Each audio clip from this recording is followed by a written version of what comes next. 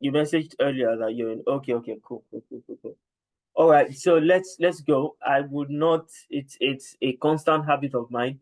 I would not go into a new topic without being sure that you understand the previous topic. So, with respect to Abimbola and MM, let's try as much as let's try as much as possible to be in environments where we can talk and be fully in class, right?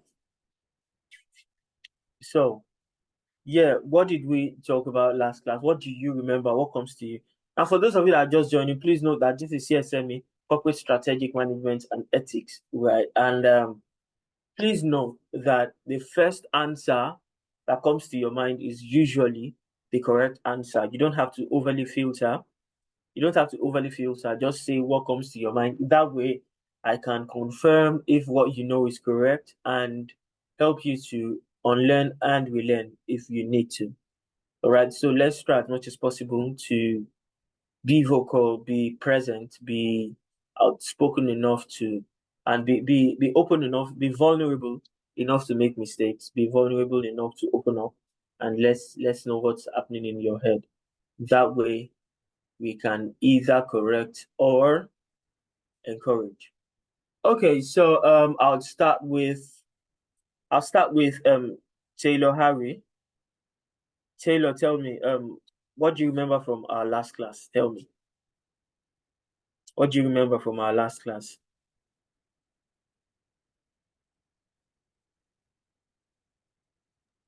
Okay, good morning, everyone.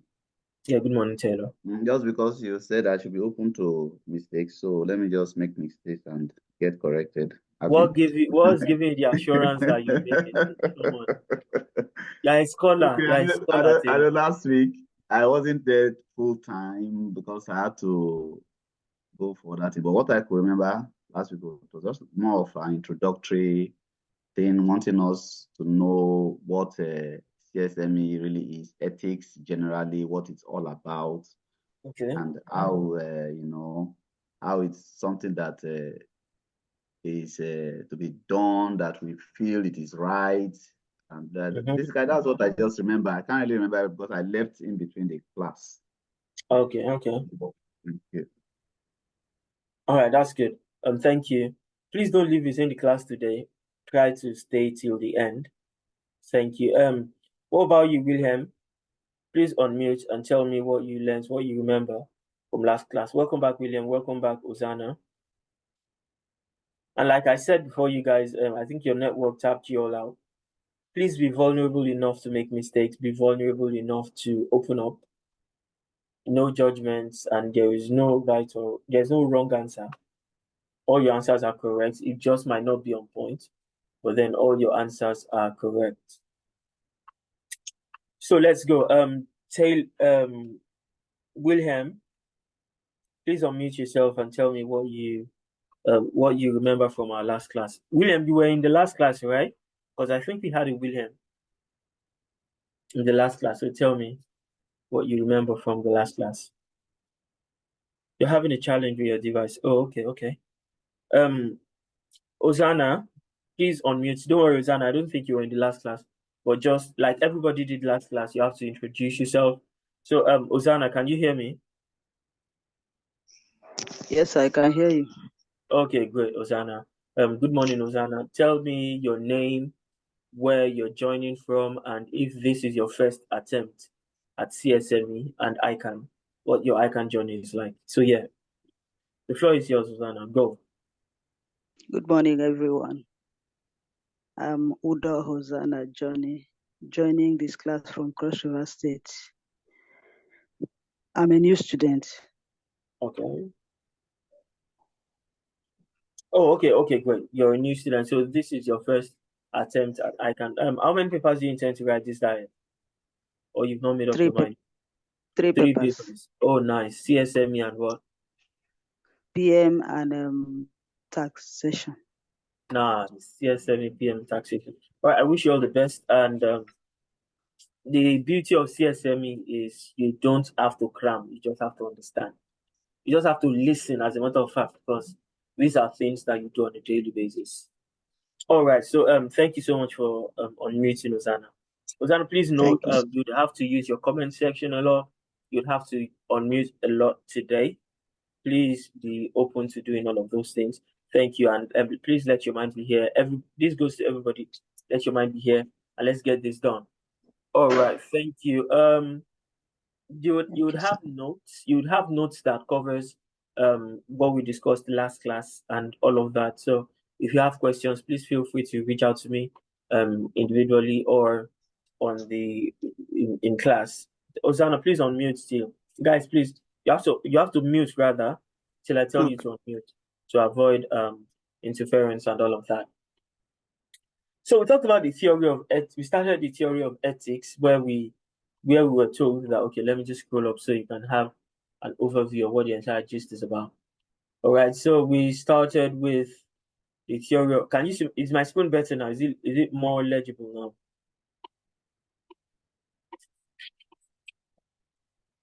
So we talked about the theory, great. So we talked about ethics as the entire gist of morality, acting in a morally justified way, where we find out about the difference between right or wrong, and also looking into the approaches into ethics and the behavior of ethics, where we talked about descriptive, normative, and meta ethics. And I told you that descriptive ethics is research into what happens in into a person's attitude and the beliefs of what is right or wrong. Normative ethics takes a stand and tells you that this is what is right, this is what is wrong, and why. And meta ethics is more analytic. It considers why is this thing right and why is this thing wrong. And I gave you an example. I gave you an example last class, and I told you that descriptive for a Muslim, descriptive ethics is Muslims pray 5 times daily. Normative ethics is Muslims should pray 5 times daily. Meta ethics is why do Muslims pray 5 times daily? So, like I said, descriptive is research into people's belief of what's right and wrong. Normative ethics is establishing right and wrong, and meta ethics is an analytic inquiry into why what is right and why what is wrong is wrong. And I told you that we have personal ethics, we have business ethics, we have professional ethics, and personal ethics are the things that guide you from day to day, and it can be influenced by your family, your friends, experiences, culture, and religion. I hope you guys remember this. So if you have questions, please signify, raise your hand, type in the chat, and I'll get to it immediately. So I told you that personal ethics is what is not enforced. This is what comes to you naturally, the same way you would just wake up and decide to do something. The same way you would we made an example of you receiving a credit alert that you did not expect, an outrageous credit alert. Personal ethics is what makes you go to the bank to report it and all of that. Then we talked about business ethics, and we said that business ethics is the personal ethics of business. And that's pretty much about the principles and values that guide how people and the institutes and the institutions behave in the world of business. That, companies have to set ethical standards for themselves. And also when you come into a company as an employee, they give you employee handbook that covers the code of conduct as an employee and the company's ethical stance on a lot of things. And we talked about professional ethics too, as the principles and values that govern your behavior as a member of a professional. And I made reference to the ICANN Code of Professional Conduct, ICANN Code of Ethics, and it includes integrity, objectivity, confidentiality, professional competence, and due care.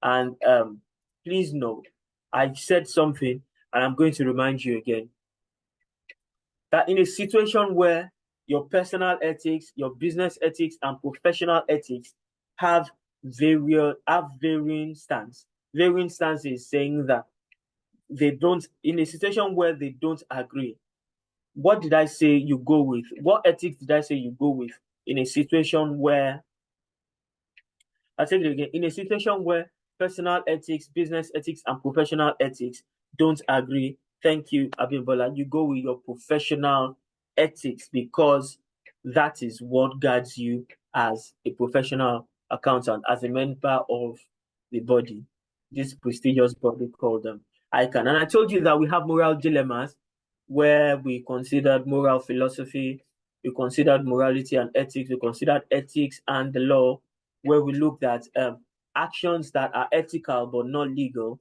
actions that are legal but not ethical, and vice versa. We considered all of these things, and that brings us to what we have today.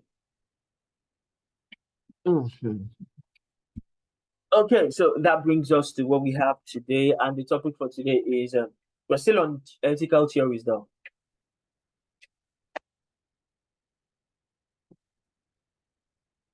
So yeah, I also want to apologize for you guys not getting the recording for last class. Please confirm that you can hear me loud and clear. If you can't, I can switch to a microphone. Can you hear me? If you can hear me, please, I need at least 4 responses. Just type loud and clear. Okay. All right, great. Thank you. I need one more. I have Abimbola, Wilhelm, and Taylor. I need one more. All right, thank you, Emin. Great. So now we have all 5. Good. So I've given you the.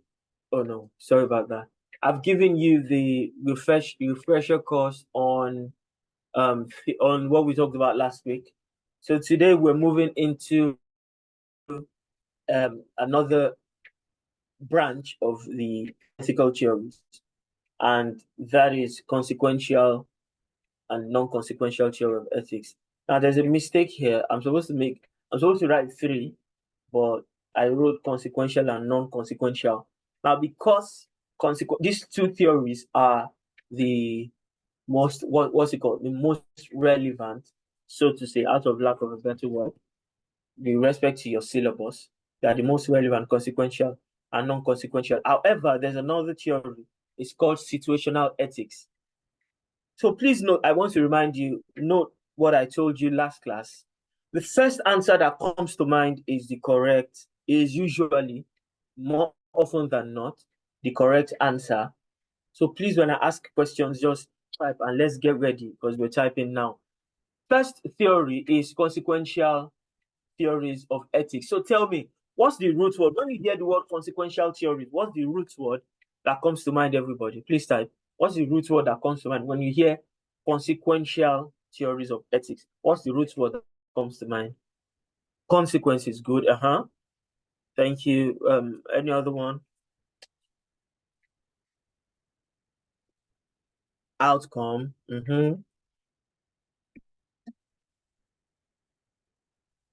Result. Good. So let's get into it. I said consequential theories of ethics is also known as what? Teleological. Now, please note, for exam purposes, it is possible that they don't tell you to, they would not, believe me, ICANN will never tell you to define consequential theories of ethics. But what can happen is ICANN can tell you can give you a scenario and tell you to analyze it based using the consequential theories of ethics, or they can give you a scenario and ask you what theory it belongs to. However, and also ask you to provide your view on quite a lot of other things, and we would address them as we go on. But please note, ICANN will not tell you to define consequential theory. That's way below your pay grade, right? So it is here just so that you would understand the concept and the theory of consequential ethics. So I said that it is known as teleological theories or result-based theories. And what does this theory say? It says that nothing is inherently right or wrong. Nothing is inherently right or wrong. But whatever you do at any given time, the right action is the action that has the best consequence. The right action is the action that has what? The best consequence. Now, I'll take 10 seconds to let that sink in.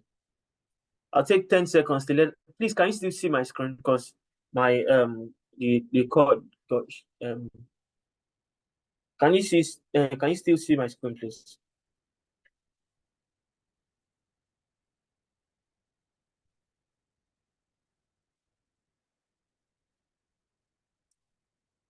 Okay, good. Thank you. So I'll pause for effect to let that sink in for a bit.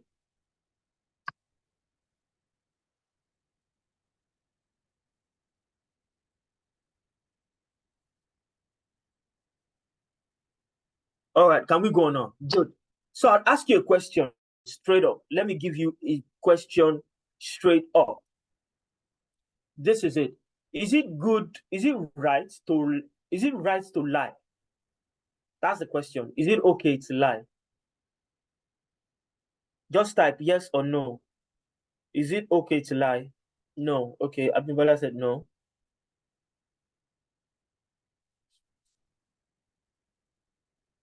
Oh, I think the word, is it ethical to lie? No. Ozana says no. All right. What about you, Taylor, Wilhelm, and MM? Is it okay to lie? Taylor. Okay, good. Now let me ask you, when was the last time you lied? William say yes, and all these political people. When was the last time you lied? It depends. Bashiri, MM. It depends. Depender.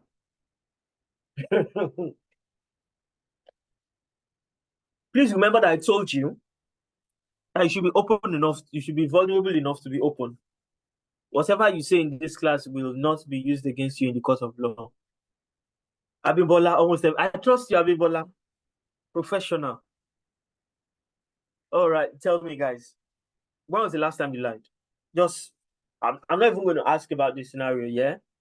Just tell me, when was the last time you lied?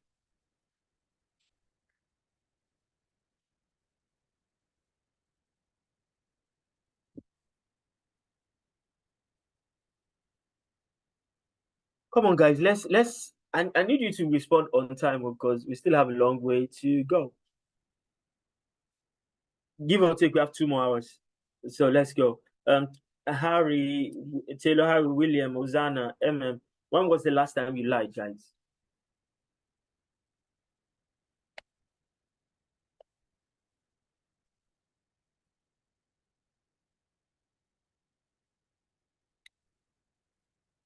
Are you guys here?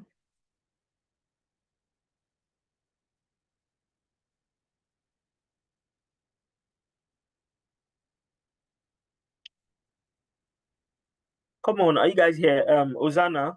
Oh, Ozana, when was the last time you lied? I think I need to start calling names.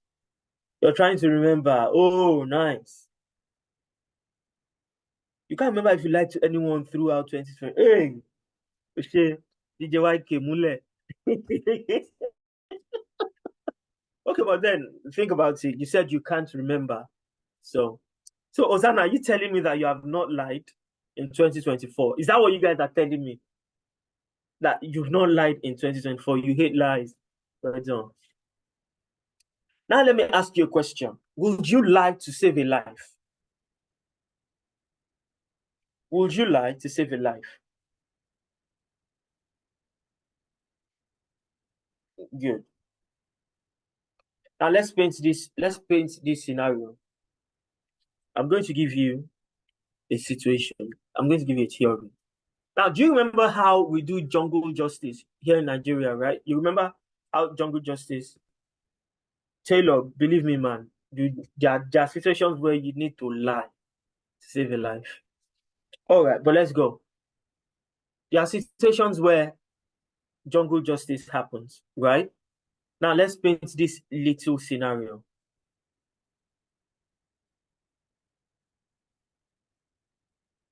Let me go. I know that Abimbola and MM cannot unmute, but William, have you fixed your gadget now? Can you unmute now?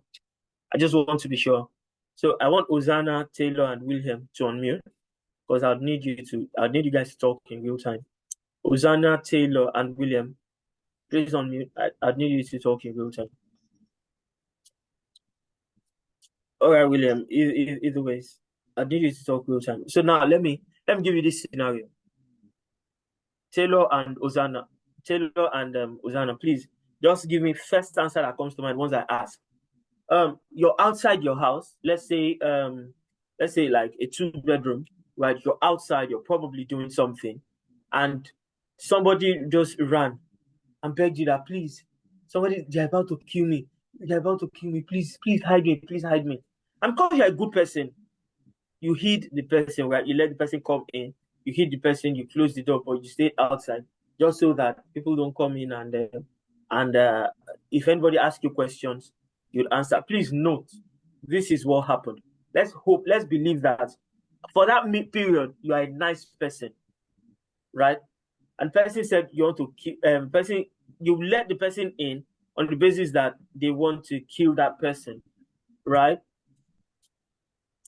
And 2 people walked past you and said, Hosanna, Taylor, please. Oh, let's even say both of you are married, male and female. Simple. Mr. and Mrs. Hosanna Taylor Harry. Did you see somebody come through this way? Or are you hiding anyone? We're looking for somebody. What's your answer? Please note, I don't need further explanation. What's your answer?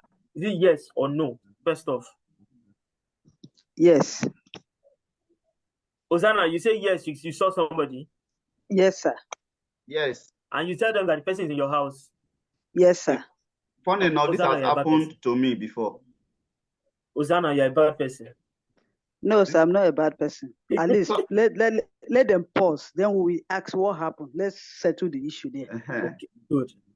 This scenario has actually happened to me, real lifetime. Okay. Yes, and it was a copper. It was a copper, I think, during the elections, and they wanted to lynch him. So he ran. He was looking for where to go to. So I had to quickly let him into my room, to my in-laws' room. I put him there and I locked him up. People came and I said, yes, he's here. Told them that he's with me here. And they said, I said, I'm not bringing him out. Because he was, they wanted him to perhaps rig the election on their behalf. I said, no, I'm not going to bring him out, though he's here with me until military men came and I let him out.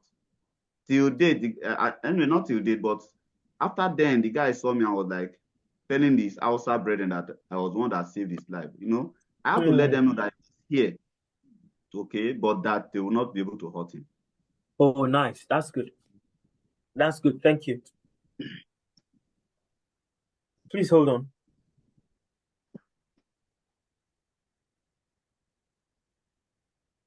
All right, please note, we're still talking about consequential theories of ethics. Now, in that situation, right, let me ask you a question. Both of you, when you're raising your kids, what would you tell your kids?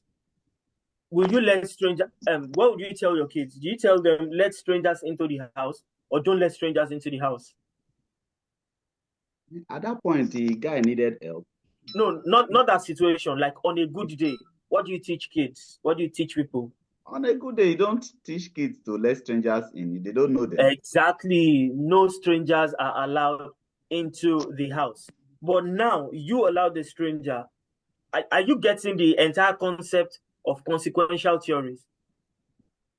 Okay, they will not say that. They may now later ask that Daddy, you asked us not to allow strangers in, but you allowed a stranger in. Exactly. Now, no, that's not the consequence. This is the consequence. Nothing is inherently right or wrong. The decision to let that person in is based on the expected output, the consequence. What's the consequence of you not letting the person in? They would harm the person. Do you understand? Yeah, sure. Yes. That is the concept of consequential theories of ethics. Nothing is absolutely right. Nothing is absolutely wrong. Okay. But as an individual, what do? You go if you look at if you can still see your screen, if you look at the last sentence, the consequential theory of ethics, you see that I said that this means that when faced with a moral dilemma, as an individual, you should choose what? The action that provides the best possible consequence. Do we get it? The action that provides the best possible consequence. In this case, the best possible consequence is what? You are able to save that person's life. However, originally, what you preach is that letting strangers into your house is what? Wrong. I'll give you an example of consequentialist theory of the consequential theory of ethics in healthcare. You guys are familiar now. You can mute yourself now. Please, I need everybody to use the comments this time. You guys are familiar with the concept. You guys are familiar with the concept. What's it called? Mercy killing, mercy death in healthcare, right?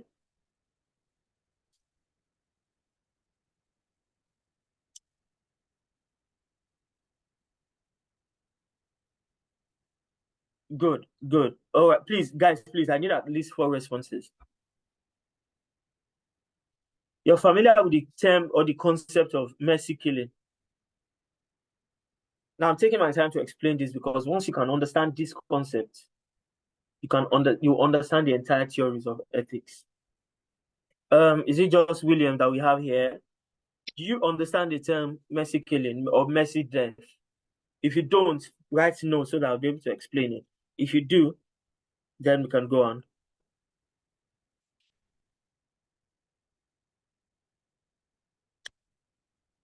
No, okay, good. I need 2 more responses.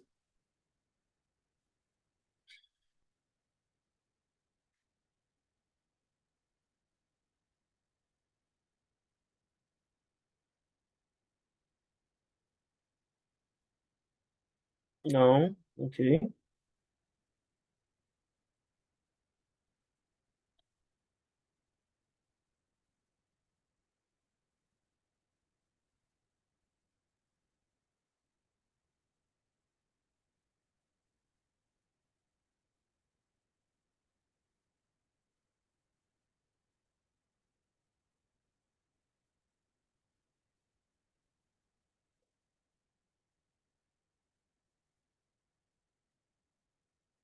Okay, yeah. Since we don't have since not a lot of people understand the term mercy death, let me give you another example. So let me ask you, consequentialist theory of ethics. You are on the board of directors of an hospital. Please note, you are on the board of directors of an hospital, of a hospital rather, and you have access to funds. Let's say 10 million naira, right? And like just a trust fund or something just gave you guys that 10 million naira to do as you see fit. Do as you see fit in this case is to treat people that cannot afford treatment. Now, this is the situation on ground. You have one person that has a rare condition. One person has a rare condition, and that 10 million naira will save that person's life. Or you have 5 people with critical the first person has a rare critical condition, and 10 million naira will save the person's life. And you have 5 people with not rare but critical conditions. 2 million each will save each person's life. That means that you either have to choose between using that 10 million to save that one person that has a rare condition's life, or use that 10 million to save 5 people's life. Guys, type in the comments. You're on the board. Whose life? What are you doing? Are you saving one person, or are you saving the rare condition, or you're saving the 5 people?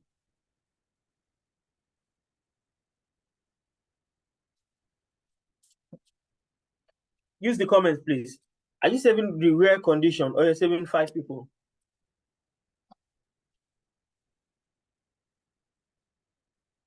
Please, no, don't forget what I told you. The first answer that comes to mind is usually the correct answer. And there is no Bola does not know now. Why are you turning a simple issue to an ethical dilemma? But then this is a moral dilemma, as a matter of fact. But guys, please, I need everybody to respond. What would you do? One person with a rare condition, or 5 people with critical conditions? William wants to say 5 people, okay? I need 2 more. What would you do? Ozana, what would you do?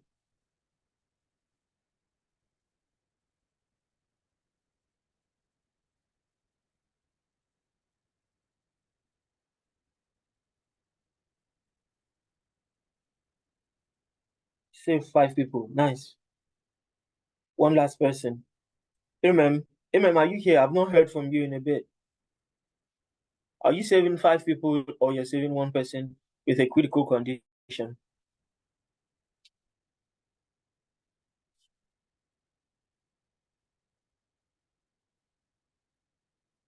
Okay, while gets to give us our own answer, right? I want to point this out. You are saving 5 people based on what you know, right? And that is the least, because it saves more lives than saving just 1 person. And guys, guess what? That takes us to the theory under consequentialist theory of ethics. It is called utilitarianism. Now note, I said it's called what? Utilitarianism. Please note this. You remember when you were in secondary school economics? Welcome back, Taylor Harry. Secondary school economics, where they taught you the concept of utility. And it says that utility is the total satisfaction, or the maximum satisfaction a consumer can derive from consuming a particular product. And that is just what it is here under ethics. You are choosing to save 5 people because it saves the most number of people. Now, if you look at the definition, it says that this is the view that the morally correct decision in any situation produces the best possible outcomes for people. Now, look at the example that I gave you. Based on the example I gave you, as a member of the board, right, you can put the company first and say that, okay, instead of treating 5 people, let's treat this 1 person that has a rare condition. Because if you can treat that rare condition, it boosts company image. It makes you what's it called? It makes you a standout. It makes you a standout hospital where people know that, okay, you can come to this hospital and treat rare conditions like this. And the 5 people that require 2 million each to be treated, they can go find their money anywhere, because if the trust fund did not exist in the first place, they would have searched for the money. Do you get my point?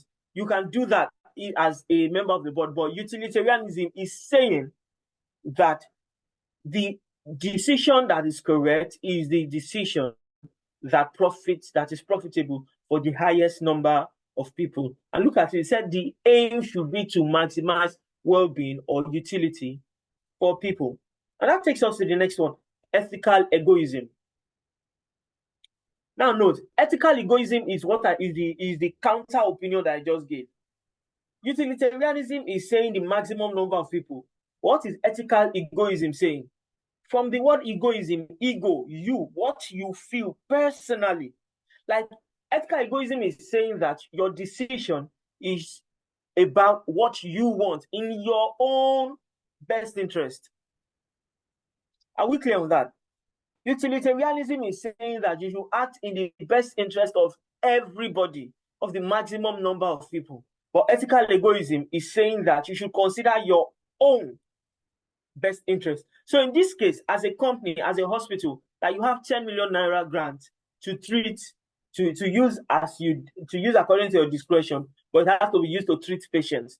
You would want to treat the rare condition, because that will boost the hospital's image. It makes you think about it.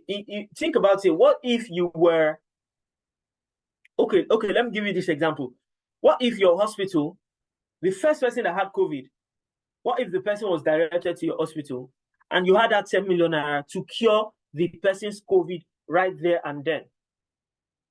Utilitarianism is saying don't cure that person's COVID, cure the 5 people that have whatever condition that is. Maybe the 5 people want to do what's it called? Maybe let's say I don't know what condition costs 5 million, but let's say the 5 people have let's say fibroid. You want to do a fibroid surgery for 5 people. Remember, I said critical. The fibroid surgery is critical, but it is not rare.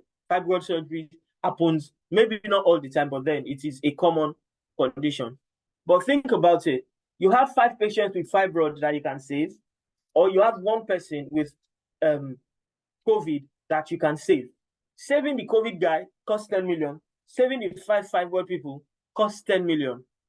Utilitarianism is saying save 5 people. Ethical egoism is saying save that 1 person, because when you save that 1 person, for every person that has COVID going forward, they would want to come to your hospital to get cured, and that boosts company image. It increases your revenue, because then obviously if you have 10 people, think about it, if you have 10 people who come in for COVID treatment, that's 100 million. But if you have 50 people, but to get your 100 million, you need to do 50 surgeries, 50 fibroid surgeries. Guys, do you understand my example? You understand my example? Say yes, I understand. Please type yes, I understand in the chat. Don't forget what I told you last class. When you don't understand something, type I don't understand immediately. I will not get to the end. You not tell me you don't understand. Where do you not understand from? From the beginning. I will punch your nose. All right. Thank you, William. William understands perfectly. I'll hash that once again.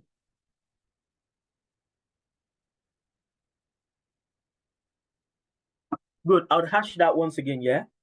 I don't think MM is in this class. What about you, Zana? Do you understand? Abimbola, do you understand? I'll rehash that once again. You have 10 million naira, a grant that you are to use to your discretion, but it must be used to treat patients. You would, okay, great, you're here, great.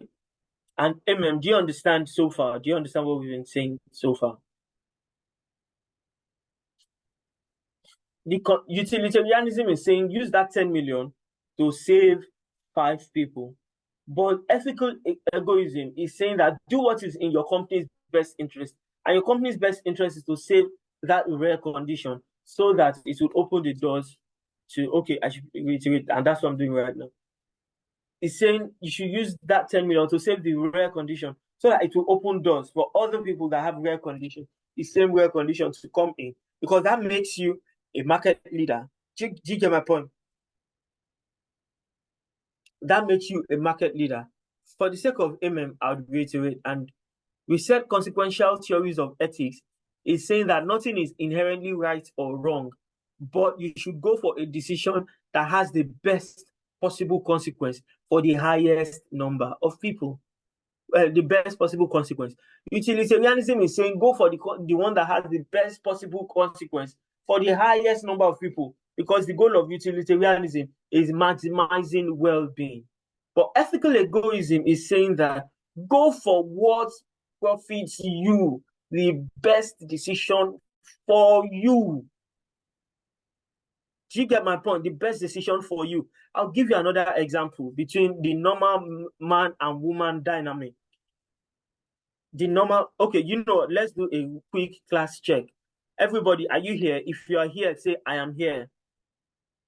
If you are here, say, I am here. Abimbola, are you here? MM, are you here? Uzana, are you here? Taylor Harry, are you here? William, are you here? Good. Abimbola is here. Good. Uzana is here. Good. I need 2 more people. 2 more. Taylor Harry, are you here? Awesome. MM, are you here? I was reiterating because of you. I have Abimbola, I have Uzana, I have William, I have Taylor Harry. MM, awesome. MM is here. So let me give you a simple man and woman, normal boy-girl dynamic as an example. My 2 guinea pigs, Taylor Harry and Uzana, please unmute. I have some questions that I need to ask you, and I need you to answer straight up. Not based on what you believe, You're answering. William Adeinka, are you okay to unmute now? Just ask him so that I'll include you in the next example or question I want to ask. All right. So this is the question. This is the question. Please note, I don't want you to respond based on what you feel right now. I want you to respond based on this class, utilitarianism and ethical egoism. And I'm using the boy-girl dynamics now. Obviously, we agree that, okay, let me ask you, both of you, Ozana and Taylor, who should have more money? The guy or the girl? They are not married yet. They are your boyfriend and girlfriend. Who should have more money? The guy or the girl? The guy. Ozana, what about you? Anybody can have more money. I better get away. All these feminist people. All these feminist people, gender equality and all that. Now, what? Now, yes, anybody can have money, but in the traditional setting, it's expected that as a man, you're supposed to have way more money, right? Now, let's put it here. Let's get it like this, yeah? This man is a senator or is person makes mad money. Let's just put it at that. The person makes mad money. And you as a lady, you know that this person can take care of your situation. He can raise your status. He can fund your lifestyle. Not just funding your lifestyle, your family as well. Your family as well. He can take you guys out of poverty, right? Or guys, or even as a guy, let's even go with the more politically correct. Let's indulge the feminists, right? Let's indulge the feminists. Or as a guy, this girl that you are dating, she's really wealthy. She can fund your lifestyle. You guys go on vacations and stuff, and she loves you, right? Yes, she loves you, and she can fund your lifestyle. She can send your siblings to the United States. She can build a house for your family and all of that. And it also goes the same way for the guy too. You're a girl, the person you're with can fund your lifestyle, can take care of your family, can do all of that. Now, the issue here is that you don't love that person. The guy, you don't love the girl, or the girl, you don't love the guy. I mean, you don't love that rich person, but the person has enough to take care of you, your family, and everything. William, please unmute. Abimbola just dropped. Please unmute William, but unmute with one gadget. All right, great. Now, this is, as I was saying, yeah, but you don't love the person. According to utilitarianism, should you marry that person? This person can take care of you, can take care of your family and all of that. And the person loves you, but you don't love the person. Now, note, according to utilitarianism, should you marry the person? Yes, of course. Yes, of course. Why? You just said according to utilitarianism, for the fact that he can take care of all the bills. I think if I, as a lady, if a man is being able to take care of your needs, gradually you can start loving the person. Women, gradually. No, for the fact that you said I never loved him, but if he can take care of my food, my bills very well, and the love can come in gradually. So, Ozana, I think you and Abimbola, both of you have the same mindset. I know Abimbola like that. The funding of lifestyle, women and lifestyle funding. God, I beg. All right. So, William, what about you? You're dating a babe. The babe can take care of you and your family, but you don't love her. According to utilitarianism. Oh, William dropped. Now, wow, the two phones. Taylor Harry, according to utilitarianism, should you marry that babe, but you don't love her? but she can take care of the lifestyle. Let's see if you understand utilitarianism. Tell me. That's for me, but morally, that's morally correct. That's morally correct for me. That's morally correct for you. Yes.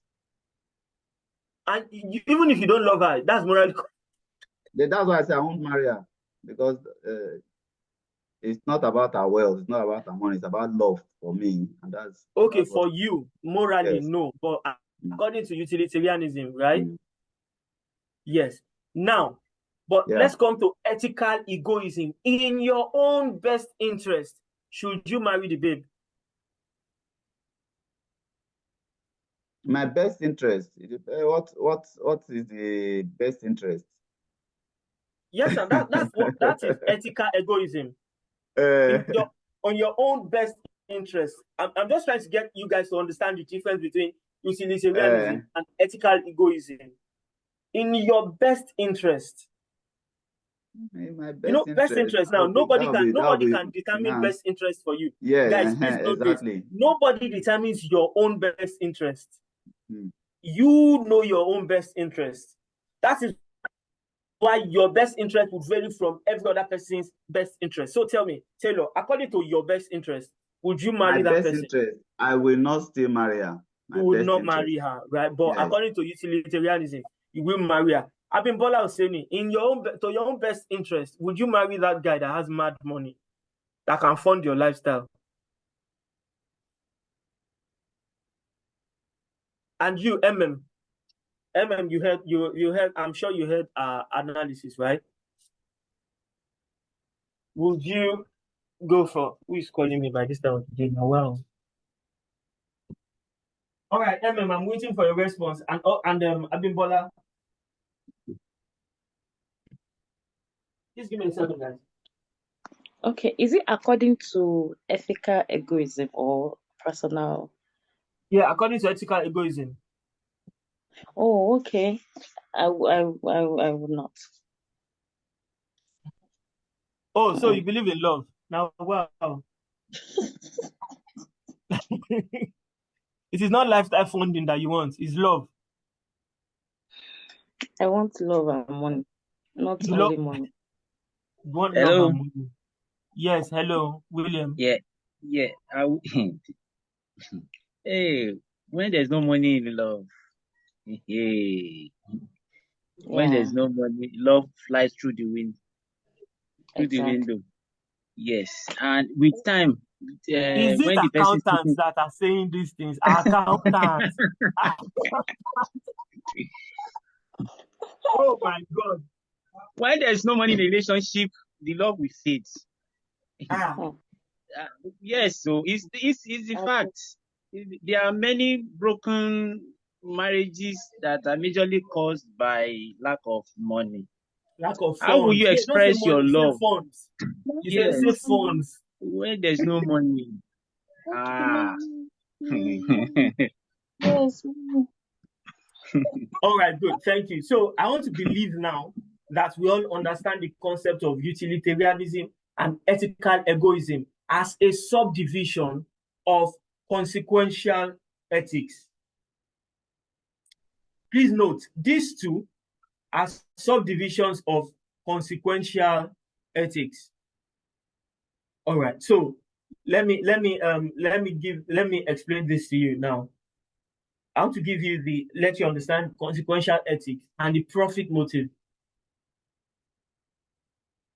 Now, companies use this theory.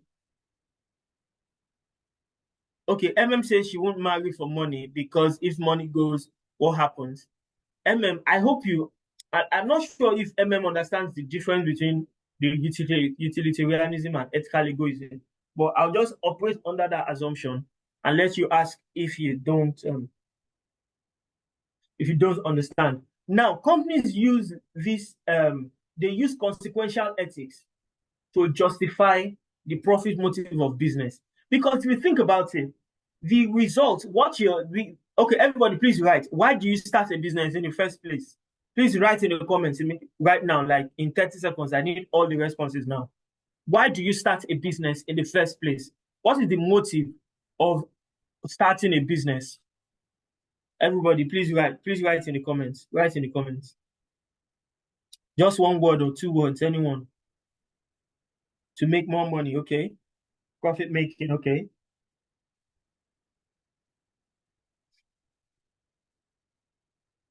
Profit, good. Now, the real goal of business, of starting a business, is maximizing profit, not just making profit, but maximizing profit. Ozana said to sustain. Well done. Now, the goal is maximizing profit in actual sense, yeah? Yes, you can make profit, but it's not just about profit. It is maximizing your wealth or maximizing your profit. Now, that is the expected outcome. Please note, that is the expected outcome. So consequential ethics supports the profit motive. Because don't forget that consequential ethics is a result-based ethics. And since you have identified or you have determined your results in the first place, you use consequential ethics to back whatever rubbish you decide to do as a company. Now, let me give you an instance. A company that wants to, okay, look at this. If you look at these 3 that I listed here. A company that wants to cut costs, that wants to downsize. So first off, you want to cut costs, and when people want to start shouting and doing all of that, you justify that basis, you justify that decision using the consequential theory of ethics. That it is the consequence that you're thinking about. You feel that if you can cut costs, you don't want too many people, you don't want redundancy and all of that. You use it to justify cost cutting, use it to justify downsizing, use it to justify doing business in dubious companies that have dubious political system. Why do you think? I'm not saying these countries that I'm about to say, I'm not saying they have dubious political system, but why do you think? Yeah, why do you think that people have money in Swiss bank accounts? It's because those companies, those countries have a more flexible tax system. Do you understand? That's why things like this happen.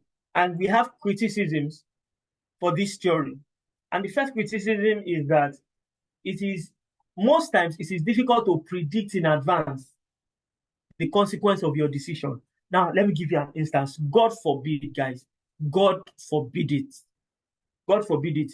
Because they want to lynch somebody, they want to enact jungle justice on somebody, and you want to save the person's life, you allowed the person enter your house.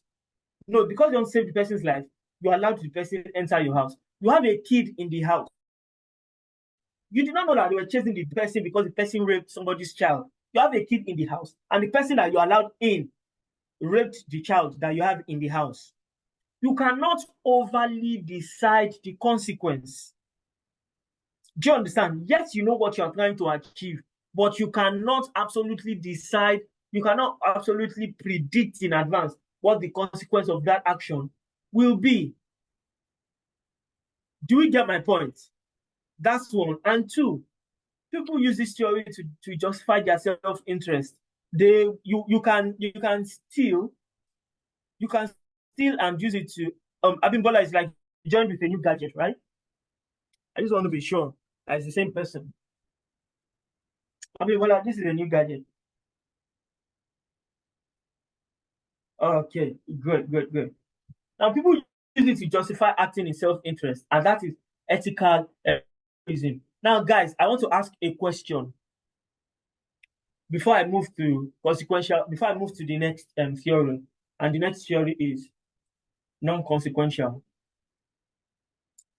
Now, everybody, please hold your phones and get ready to type.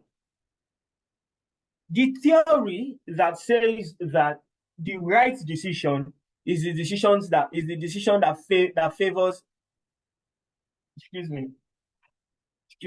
Now, the theory that says that the right decision is the decision that favors the highest number of people. What theory is that? What theory of consequential ethics is that?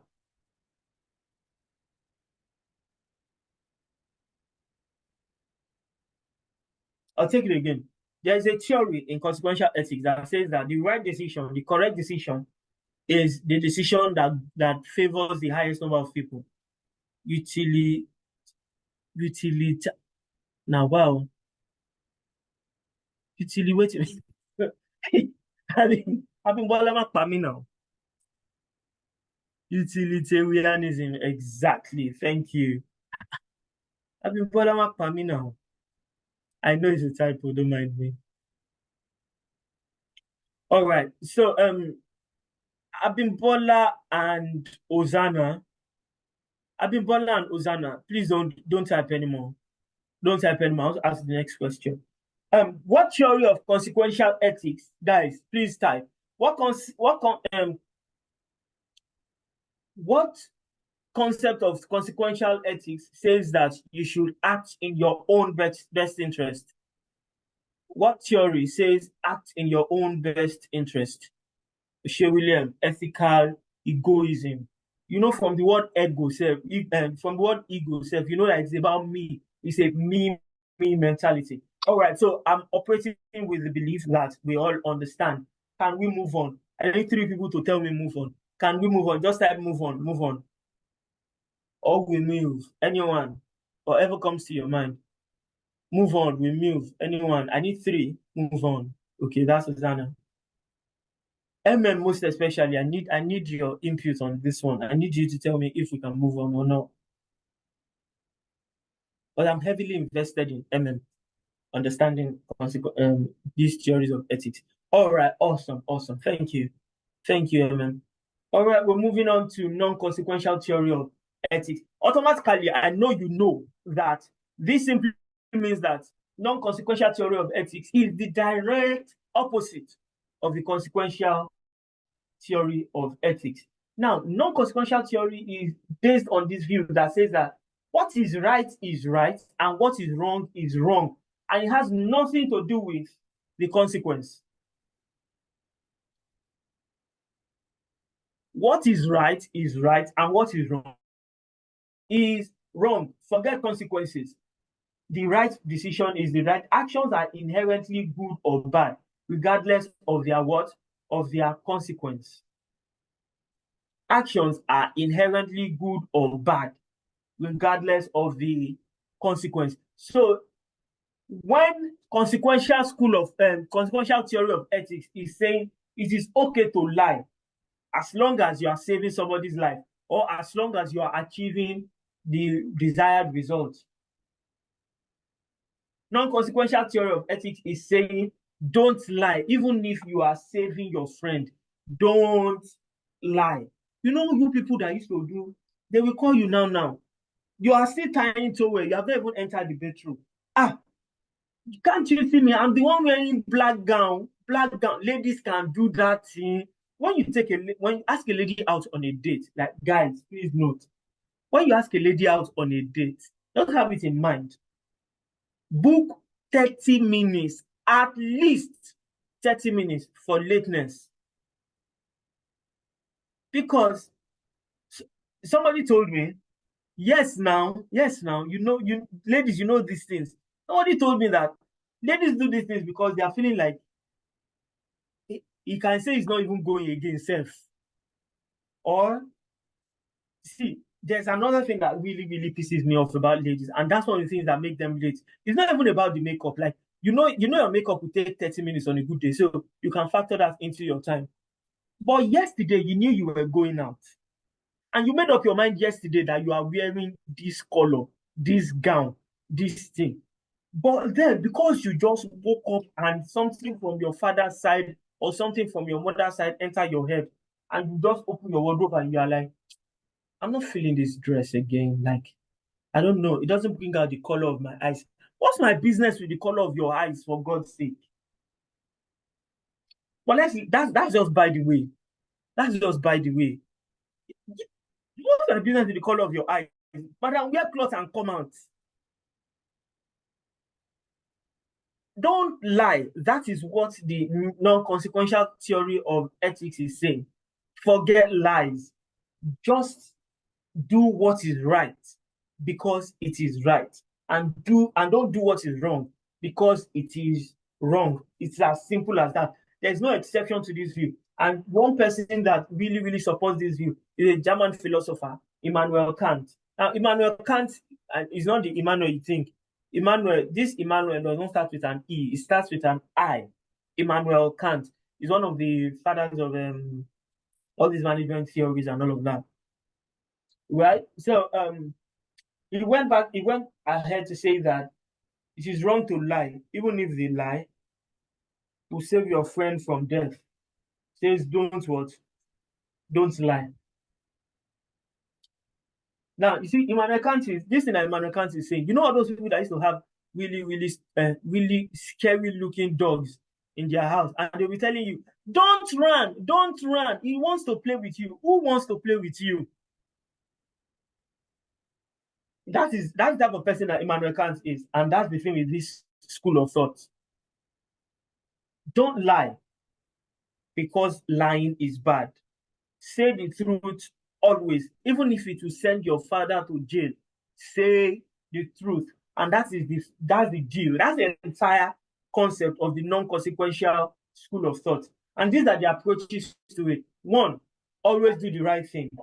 2, do the right thing because it is right, regardless of the consequences. And 3, don't do the wrong thing because the wrong thing is always wrong. Now get this. I'll use this simple, I'll give you 2 examples, right? I'll give you 2 examples, but I'll use this first. I'll use this example first. Consequential school of thought is telling you that you can do hookup if you are going to use the money to pay for your mother's cancer treatment. Do we get that? Consequential school of thought is saying you can do hookup if that money will be used to save your mother's life, or will be used to pay for cancer treatment or things like that. Non-consequential school of thought is saying don't do hookup. Anyone that wants to die should die. Do we understand that concept? Please type if you understand that concept.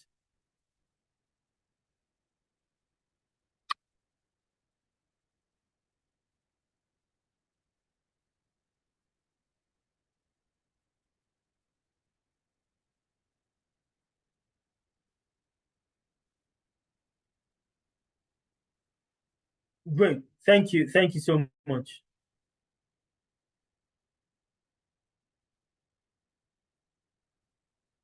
Don't lie. Don't do wrong. Look at the approach there. It says that 1, always do the right thing. 2, do the right thing because it's right. 3, don't do the wrong thing. And it is as simple as that. Now, the ethics of duties. Now, these are, you see, the way, what's it called? The way consequential school of thought has various theories and ethics under it. That's the same way non-consequential does. And the first one that we're referring to, that we're looking at, sorry, hold on. My mouse battery is low. Let me see if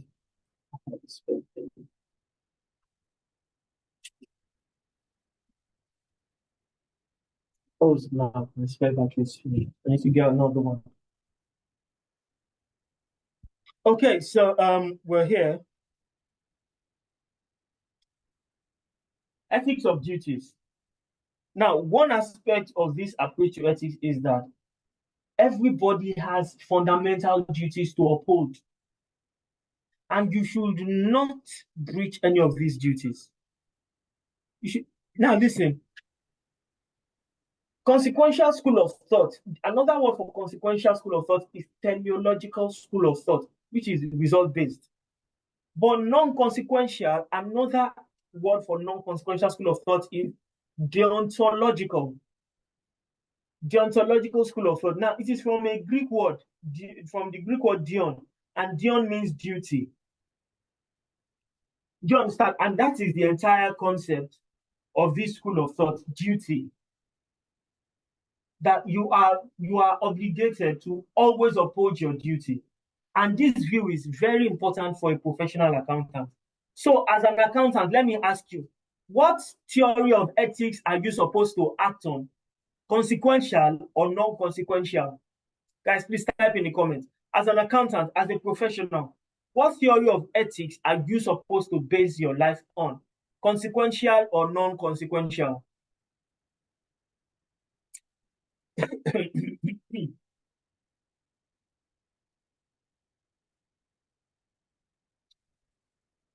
I'm listening, guys. Please use the comments. Thank you, Taylor Harry. Non-consequential. Always uphold. No matter what, always uphold. Now, the next theory is the ethics of right and justice. Now, this approach is pretty much about the fact that the rights of an individual in any situation should be protected and upheld. Now, let me use this as an example. Do you know that no matter your obligation to your company, if your company is into child trafficking, drug trafficking, labor abuse, child labor, all those things, you are obligated by law to report, to do whistleblowing. Do you know that? And that's because of this ethical theory. You have ethics of rights and justice. You must protect the rights of individuals. You must always protect people's rights and make sure that the law is always respected, even though the people that did the law do not respect the law. But that's a topic for another day. It is always right to comply with the law, and it is always wrong to break the law. Are we clear on that, please? Oh my gosh. It's always right to comply with the law, and it's always wrong to break the law. Good. So let's look at the criticisms of this theory. One, it can be difficult to accept that a decision is morally right if it has undesirable consequences. Think about it.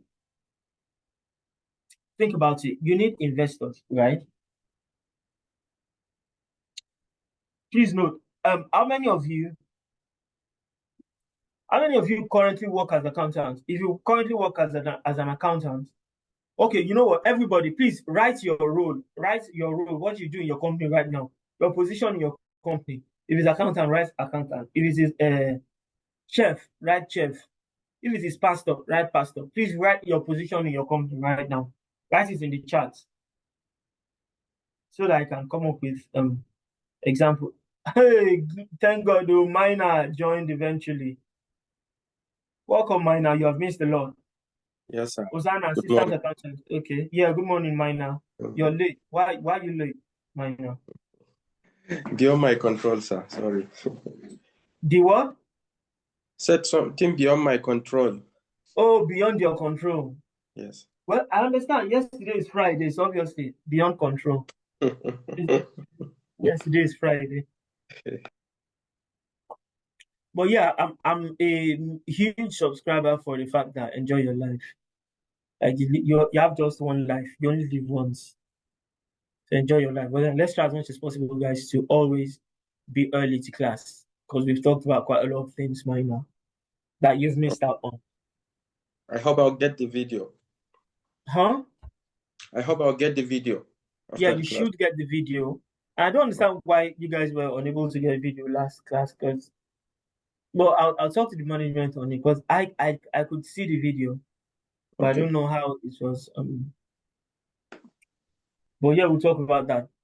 So great. So Hosanna is an assistant accountant. is the head accounts payable.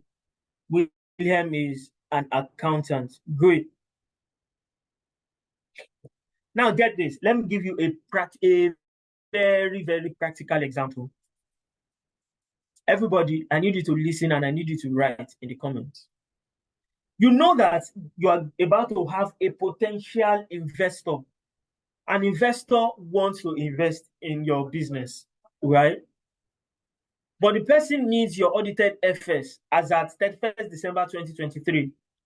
As at 31st December 2023, you have a major payables. Let's say MTN is owing you $12.6 million.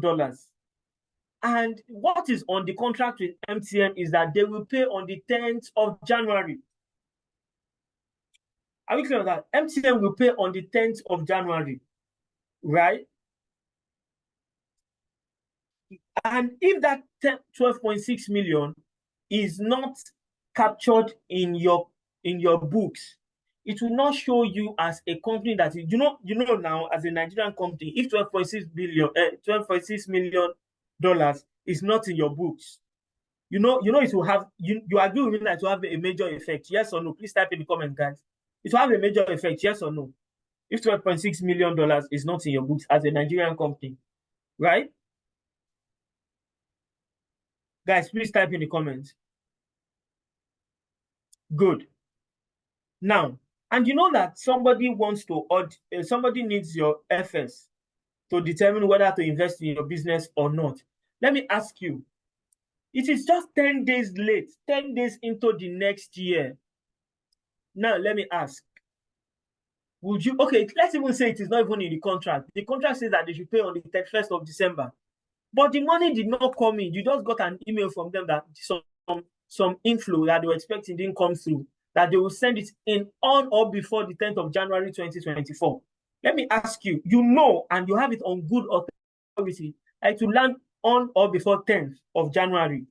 Will you include the 12.6 as received in your books or not, to be able to boost your cash line and motivate that investor to invest in your business? Tell me something, guys, as the accountant of the company. Now, please note that there is a word for this thing that I just told you.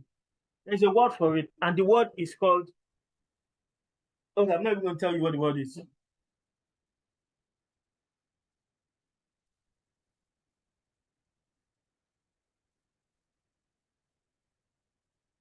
So tell me, would you include it in your... No, I'm not telling you. I'll tell you the word for it, but I need you to answer this question first. When I tell you the word for it, you say, you know if it's right or wrong. You will include it, Ozana. You will include it as received, or you will include it as a payable. Not that if it is a payable, it shows that you have a lot of debtors. Yes, it's good to have a lot of debtors, but you know, when you have a lot of debtors, it also increases your possibility of having bad debts, right? So the question is, would you include it as payable or you include it as received? Include it as received, it means that your cash in hand. You know, guys, that's why a lot of companies, you see that a lot of companies have money, but they don't have it at hand. You know that if you record it that if you include it that you've received the 12.6, it means that your cash in hand or cash at bank is massive and you guys have a good cash standing. So now this is the question I'll ask you again. Are you including it in received or you're including it as a payable? Because obviously it would be in your books as payable. You include as received. Why? So now this is the question, MM. Have you received it? Sorry, I said include it as payable, include it as receivables rather. Have you received it? That's the question. Have you received this thing? This is what we call creative accounting. When you are being creative, Bola, you ask for the name, and that's the name. Creative accounting.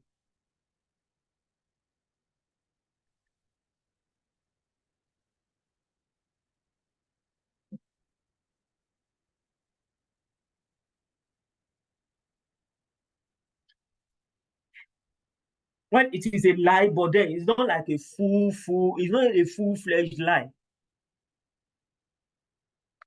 Guys, do you understand what I'm trying to say? You know that including it would boost your, you know that including it would what's the word? It will boost your image to the person that is about to invest in your business. However, you also know that if you include it, that is not the actual truth. When you include, and yes, what you know that, and you agree with me that when you include it as receivable, shows that it gives you increases the possibility of having bad debts. Because bad debts is usually, because it's a provision, it's usually a percentage of your receivables.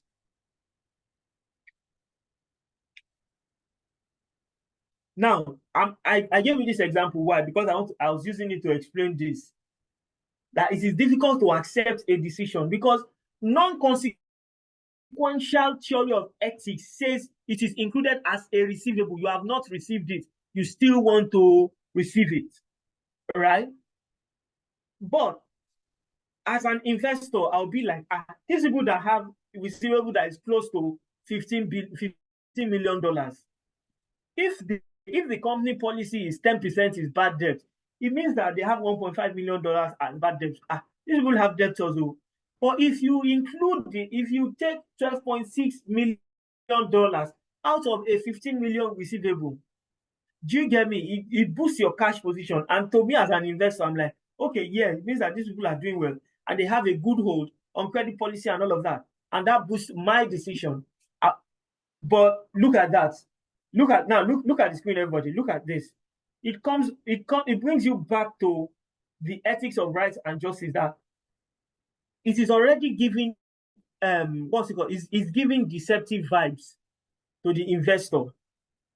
And when I say deceptive vibes, I mean you guys have not received it, but you're saying I have received it. Come on. Are we clear? Are we clear on that? Do you get it? That's one of the main criticism of this school of thought. Like, it's difficult because I'm going to collect this money in the next 10 days. It is cast in stone. I'm collecting this money in the next 10 days. Why should I now follow the law, follow the theory to the letter and say that I have not received it, and that increases my receivables and it also increases my bad debts? And you know that bad debts is a provision. It's not like you have actual bad debts, right? So, moving on, the second criticism is that there are situations where your own personal duties, there are situations when an individual's duties are in conflict with one another. For example, what should you do as a professional accountant when your principle of code of ethics conflicts with company's corporate code of ethics? Yes, you see, MM is talking from MM. What's that position again? Head of accounts payable. All these thief people. All these thief people. Now, we would really argue this out if we were in a financial reporting class or a corporate reporting class, right? But then this is an ethics class, right? So that's why we would not argue this out. But you get the entire concept is, do you get the idea behind that criticism? What they expect is that when you say that this is what is on your FS, don't be creative about it. Let it be accurate, let it be true, and let it be confirmed. Good. So two, there will be in situations like this, number two, where your professional code of ethics is conflicts with the company's code of corporate ethics. Guys, I told you already. You're lost. Okay, yeah, good. Abimbola. Where are you lost? Let's find you. Somebody with GPS, Google Map. Let's go. Where are you lost? What part? What part, Abimbola? Do you want to unmute and tell me where you lost? Oh, we didn't explain any ethics. We didn't explain ethics. We were talking about the criticisms of non-consequential theories. You know, we talked about the criticisms of consequential, right? So we're looking at the criticism. You know, non-consequential is saying right is right and wrong is wrong. We're not saying that, okay, what are the disadvantages of this theory of ethics? And the first disadvantage is that it's difficult to accept that a decision is morally right when the outcome is undesirable. Do you understand? That's difficult to accept. And the second one is that in some cases, your ethics might conflict with the company's code of ethics. Do you get it now? Are you back on track, Abimbola? Do you understand? If you tell me you understand, we can move on to the next one.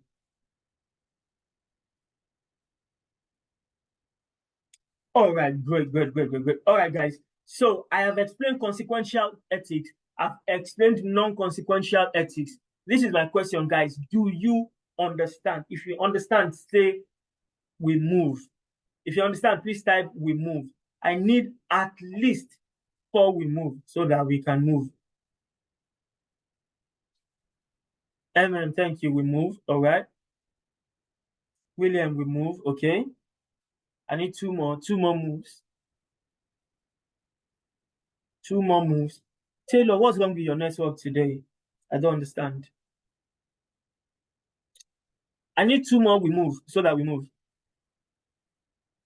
That's the only way we can move. Minor, do you understand what we've talked about so far since you joined, though? I'm trying to figure it out. Yeah. Oh, okay. Don't worry, you figure it out. You will.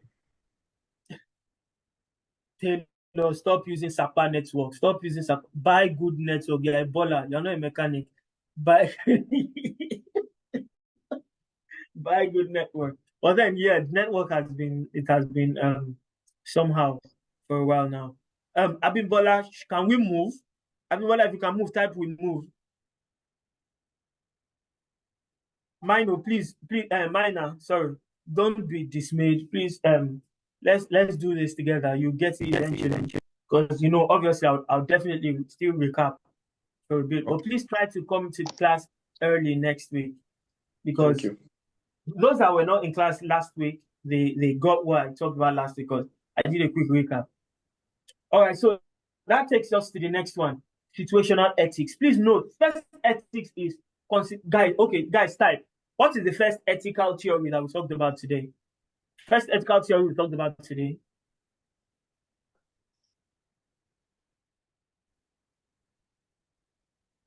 Guys, come on.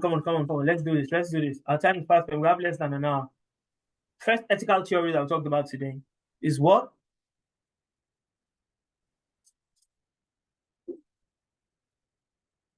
Consequential, good. And what's the second one that we talked about?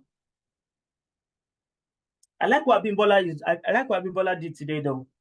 Non-consequential. Abimbola joined with 2 gadgets. So that when village people start working on one, the second one will stay. And when they start working on the second one, the first one will come back. I like that.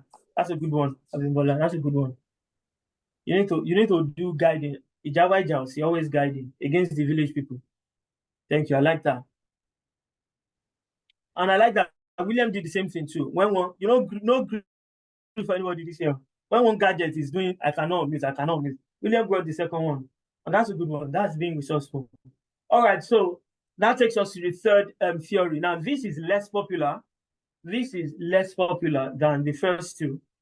This is situational ethics. Situational ethics. When you hear the word situational ethics, what is the root word, everybody? I need at least 4 comments. What's the root word in situational ethics, everybody? What's the root word in situational ethics? Situation.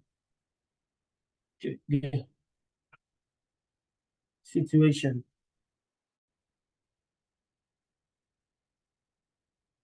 All right, now, situational ethics, as the name implies, is saying that right or wrong is based on the given situation.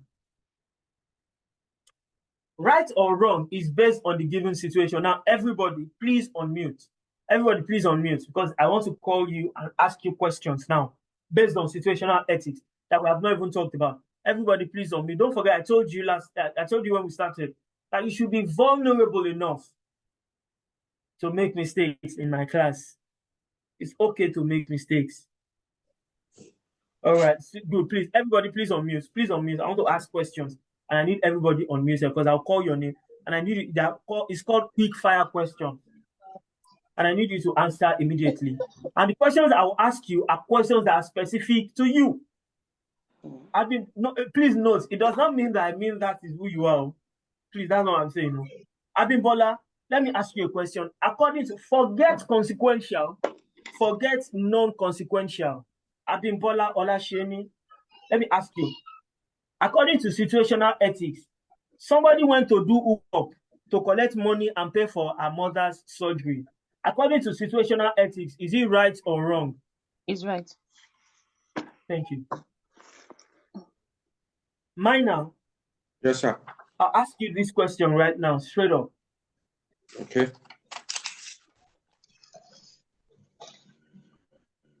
Sorry, hold on.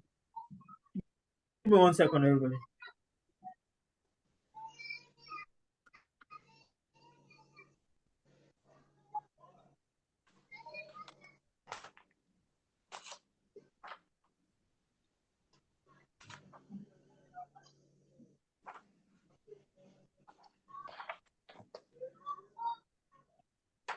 Okay, good. Minor, Can you Yes. hear me, Minor? Good. Yes, I can hear you. Yeah. Forget consequential school of theory of ethics. Forget non-consequential theory of ethics. This is situational theory of ethics. You got information that this person is a mass murderer. This person is about to set a bomb in a mall or in an event center or in a stadium that has over 60,000 people. And you have a gun. Okay, somebody got information that this mass murderer is going to kill 60,000 people that are in the stadium watching Nigeria's match, whether Nigeria will win or lose. We know they will lose. But then the person is at the stadium, the person wants to blow the stadium, the person has reached the stadium to blow. The person just needs to press the button and the stadium would explode. And somebody else has a gun and the person shoots that mass murderer. According to situational ethics, the killer of that mass murderer, is the person right or wrong according to situational ethics?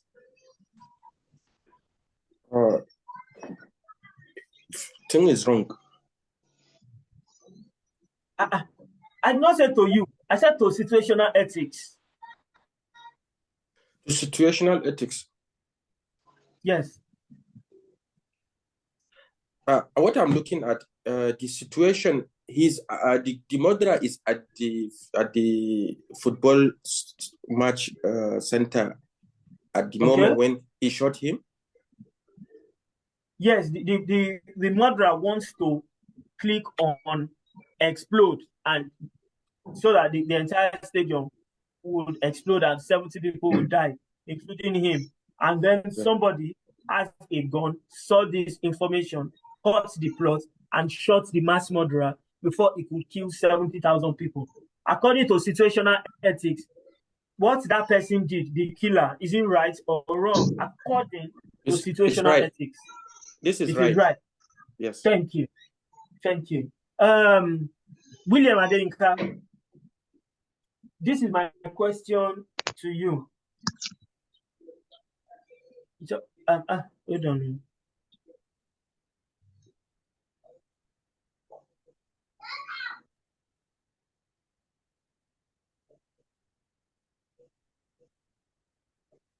Good. William Adeyinka, are you listening?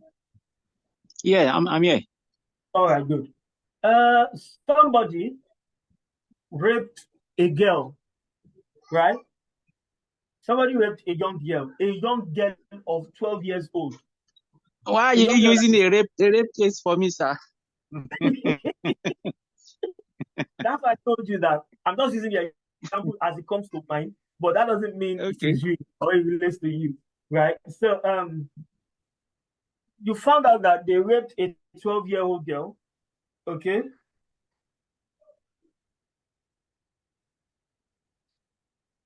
Sorry, hold on.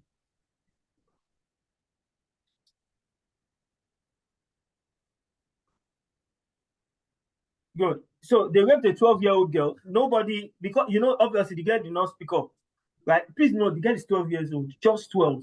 She did not speak up because probably there's no situation, or the girl is unable to speak up, or nobody cared, and all of that.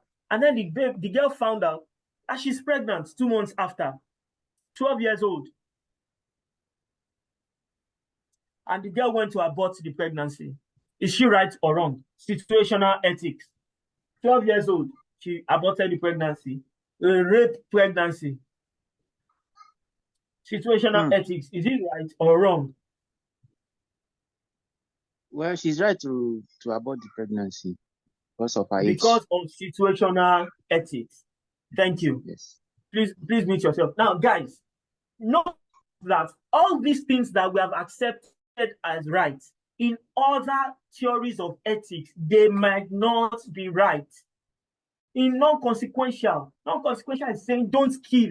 Abortion is killing. Shooting the mass murderer is killing.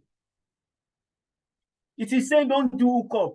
You do hookup, it is Olosho that are doing Olosho business. You are not an accountant anymore. It is wrong. What is wrong is wrong, and what is right is right. Now, that is what this school of thought is saying. That's the subscription of this school of thought. However, situational ethics is a pure deviation from the concept of right or wrong. Situational ethics is saying that what is right is wrong, what is right, or vice versa, based on the situation. Do you get it? So in this case, there is no universal rule of morality. Every situation is unique. Every situation is unique. There's no rule is cast in stone. No concept is followed. Nothing. You cannot even determine any outcome.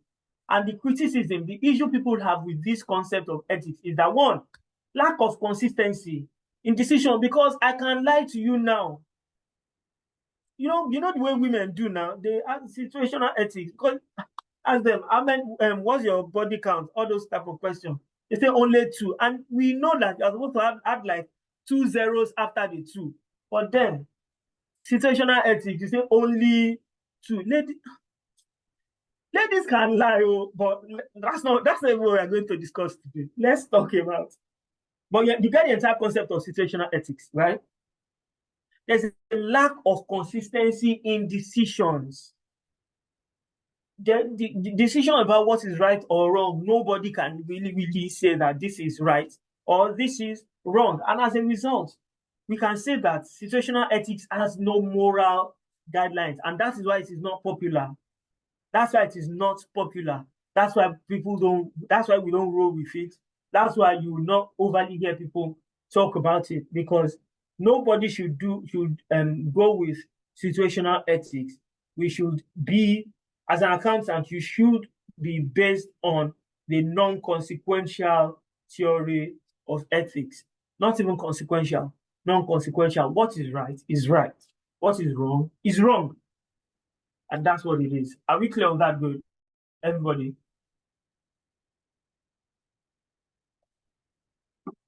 Are we clear on that? Any question? Please write no question, or I have a question.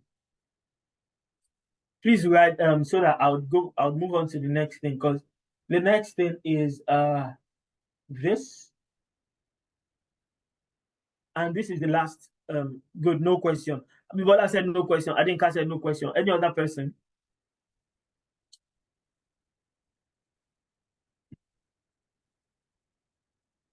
No question. Thank you. Next. I need 2 more. Taylor, do you have a question on situational ethics or on anything we've talked about so far? And you to minor, at least minor, I know you entered in situational ethics. No question. Thank you. What about you, Taylor? Taylor, is your network okay now? Can you respond to that? No question. Good. Yes, it will be shared. It's recorded. It should be shared. So that takes us to ethical theories of relativism and absolutism. Now, let me ask you, when you hear relativism and you hear absolutism,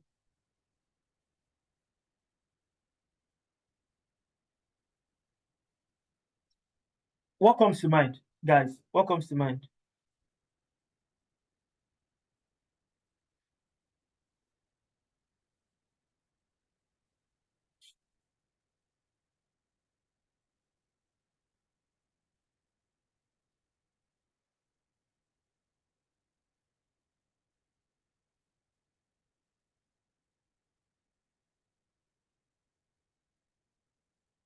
Association.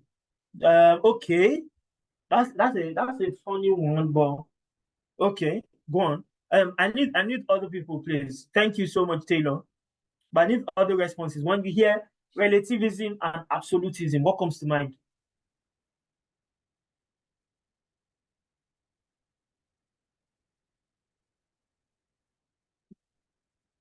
Come on, guys.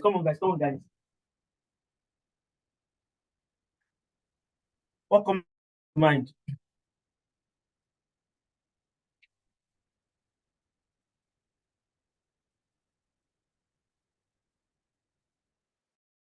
Oh yeah, let's talk. Please, let's talk. Please. I beg you. I've not been begging since. I have pride before. Now there's no pride again. Our time is fast spent. Personal and non-personal. Okay. Good. I'm so happy that all of you are boldly saying rubbish. I am so happy that all of you are talking the rubbish. Well then, please note, it's just cap. It's just cap. Please go on. Guys, please keep typing what comes to mind. But I love the fact that they are talking rubbish. You guys have been saying correct things since. Like you guys are too perfect. Thank God. I'm happy you guys are human. Norms of society. Okay.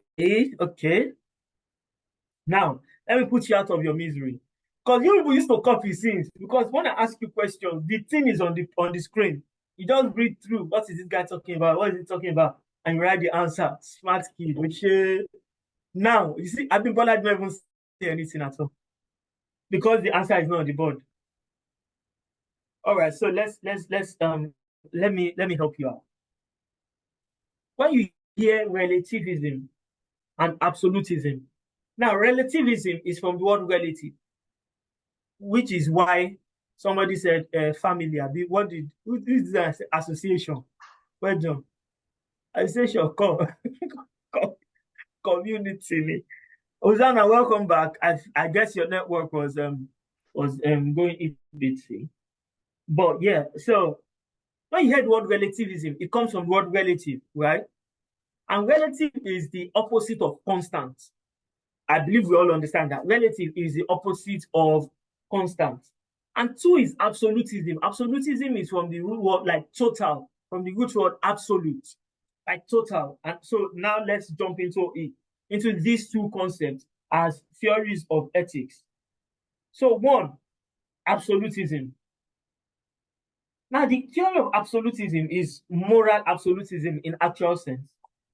And it is saying that there are absolute standards. Now, please get that these are just deviations from,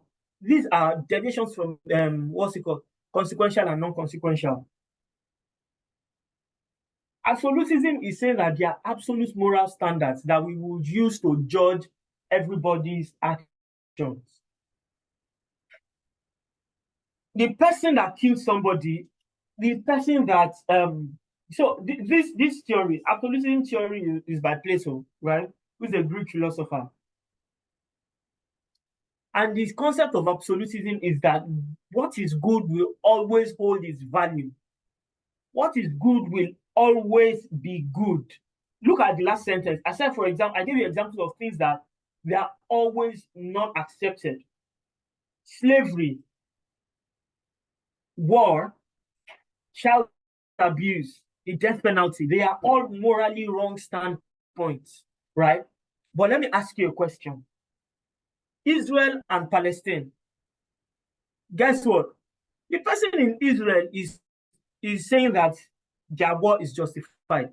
Person in Palestine is saying that the war is justified.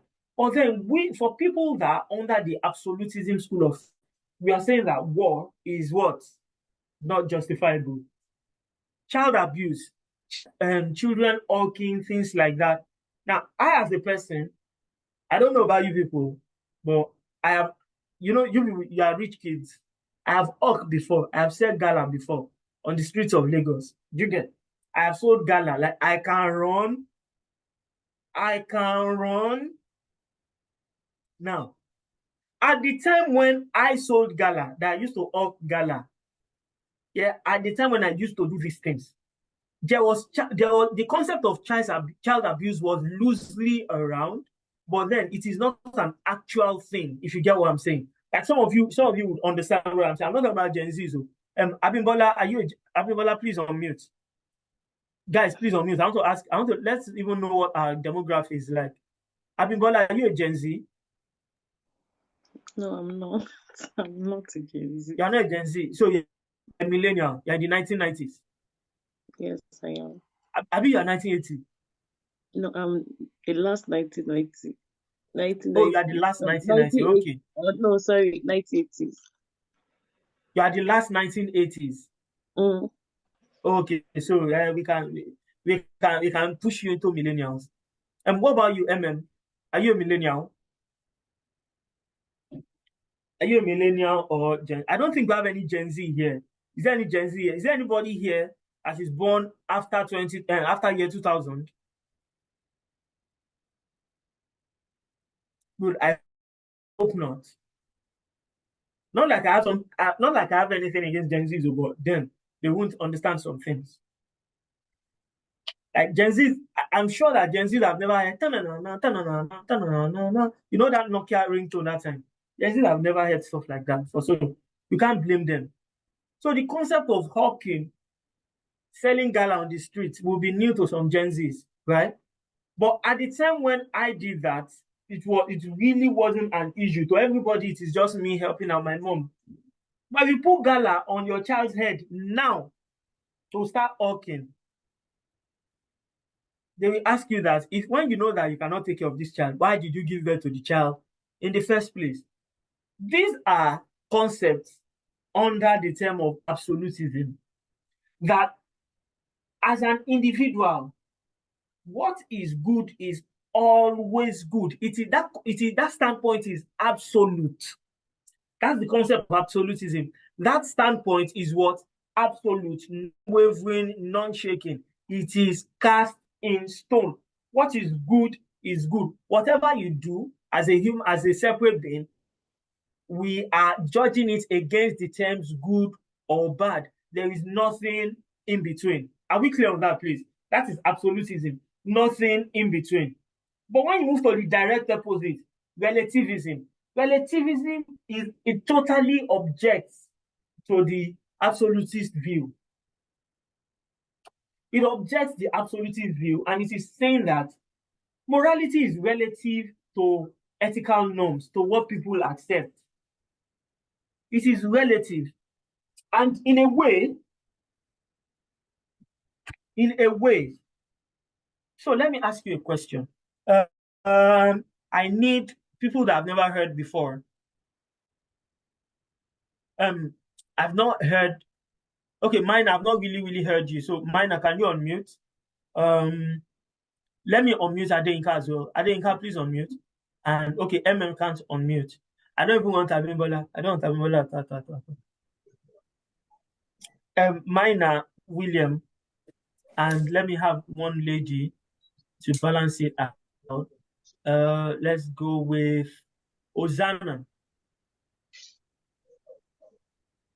Abimbola, yes, Wahala. Ozana, can you unmute? Yes, sir. Oh, right. Great. So we're talking about relativism. But guys, three of you, do you understand absolutism? Just to be sure. Yes. Yes, sir. Yes, sir. All right. What about you, Minor? Do you understand absolutism? Yes. Okay, good. Now, relativism. Please note, relativism is saying that morality is relative to what is acceptable in the society at that time. Now, let me ask you, give me an example. Give me an example of things that are acceptable in some societies that are not acceptable in others. Just think. Once it comes to mind, you can just stop. Corporal punishment to your kids. Okay, explain. Okay, corporal punishment to kids, right? Yes. Yeah, like a child abroad now will tell his mom, "Shut up, mom, shut up." But if you tell my own mother, "Shut up," yeah, Beji. Like, oh my God. Minor, let me ask you, what will happen if your child tells you to shut up? Shut up, Dad.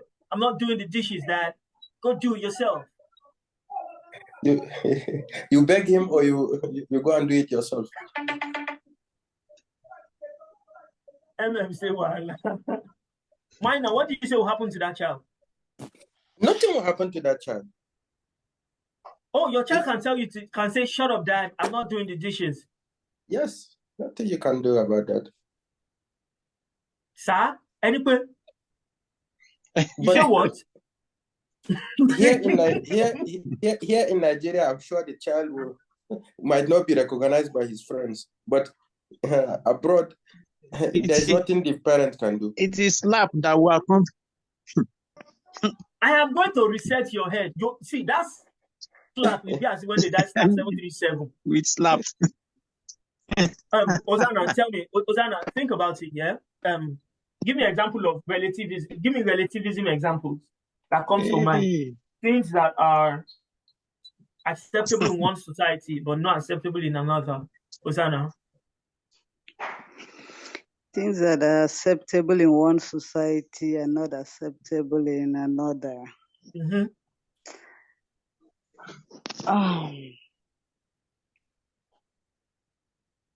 Can't really think of something right now.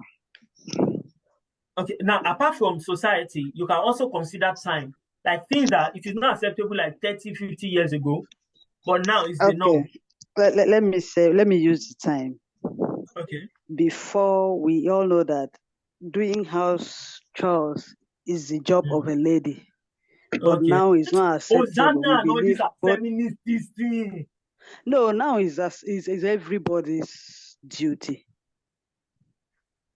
So there are no longer gender-based roles in the house, right? Yes, sir. Exactly. Thank you for that. That's a good one. Hosanna, you were born in what year? What year category? 1990s, 1980s? In the 80s. In the 80s. Oh, okay, good. What about you, William? Give me one example. In some societies, I think I don't know, maybe Indians, it's the men that goes to the market to get food items and the wife stays at home and work. So it's the wife that provides. I don't know, maybe I read it somewhere like that. Nice. Thank you guys so much. Guys, please, for those of you that did not mute now, they are muting later for my next question. Now, thank you. So Hosanna and William, you can mute yourself now. And let me give you examples. There was a time when killing of twins was the thing in Nigeria, right? At that time, please note, it is now that you are saying that killing twins, yes, ladies are more responsible now. It is now that you can say that killing of twins is wrong. People that were existing in that era, to them, I'm using this to explain the concept of relativism. To them, there's nothing wrong with it. Until Mary Slessor came and scattered everywhere. You know, that's the thing with Oyinbo people.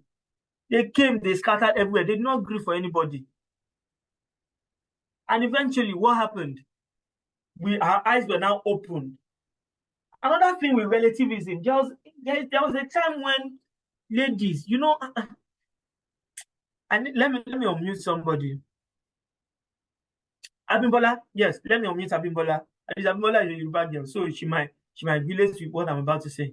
Abimbola, can you unmute, please? Thank you. Are you there? Yes, sir. Good. Back then, your mom, Abimbola, your mom had underskirts that time, yes or no? Yeah, true. Yes. They might not even wear tight, but then you always wear. Will your mom go anywhere without wearing underskirt? Even if the skirt has linen, inner lining, or lace under, or even if it has lace under, she will still wear underskirt. Yes or no? Of course, she will. Why? Because she believes that there's something to cover. Yeah. Abimbola, have you ever worn underskirts before in your life? No. No. Do we get the entire concept of relativism now? What was now? Does that mean that now you want ladies want to be opening their yansh everywhere? No, that's not what it means. But then, what is acceptable in one time might not be acceptable in another. So it is difficult to say that we need to apply absolutism across board, because things change with respect to time, with respect to society and place. Do we get it? There are some years ago, any lady that puts on trousers is she's not seen as a lady. She's seen as a person that wants to do that. She's seen as a wayward person. Really, that's the entire sense of it. Right, but now almost every now the question they even ask ladies now is, how many skirts do you have? Do you understand? Back then, it's wrong for a lady to wear. It's not environmentally accepted for ladies to put on trousers. But now it's about how many skirts do the ladies want to have. Are we clear on that? And so the entire concept of relativism is so wide that now we now have to start diving into other aspects of ethical relativism. And one is descriptive relativism. Descriptive is what we just talked about, that there is no universal rule about what's right, about what's right or wrong. That's descriptive. Don't forget descriptive from original descriptive. Descriptive doesn't take a stand on what's right or wrong. It just says that, okay, let's understand, let's see. Okay, this is what these people are saying is right, and this is what these people are saying is wrong.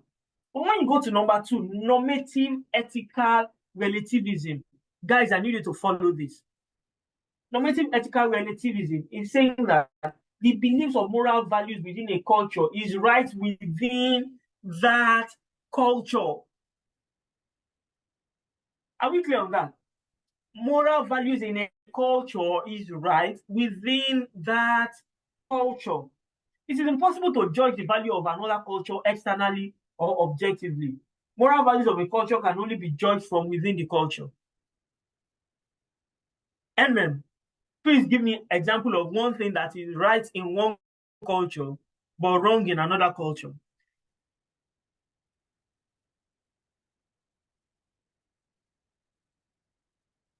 Guys, you know that in one culture, they eat dogs. And in other cultures, they don't. Some cultures eat pigs. Some don't. Minor, please unmute. Okay. Minor, do you eat pigs? No, I don't. Have you ever tasted pig before? No, I've never.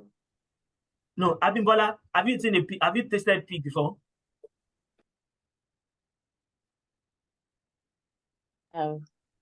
Yes, I have.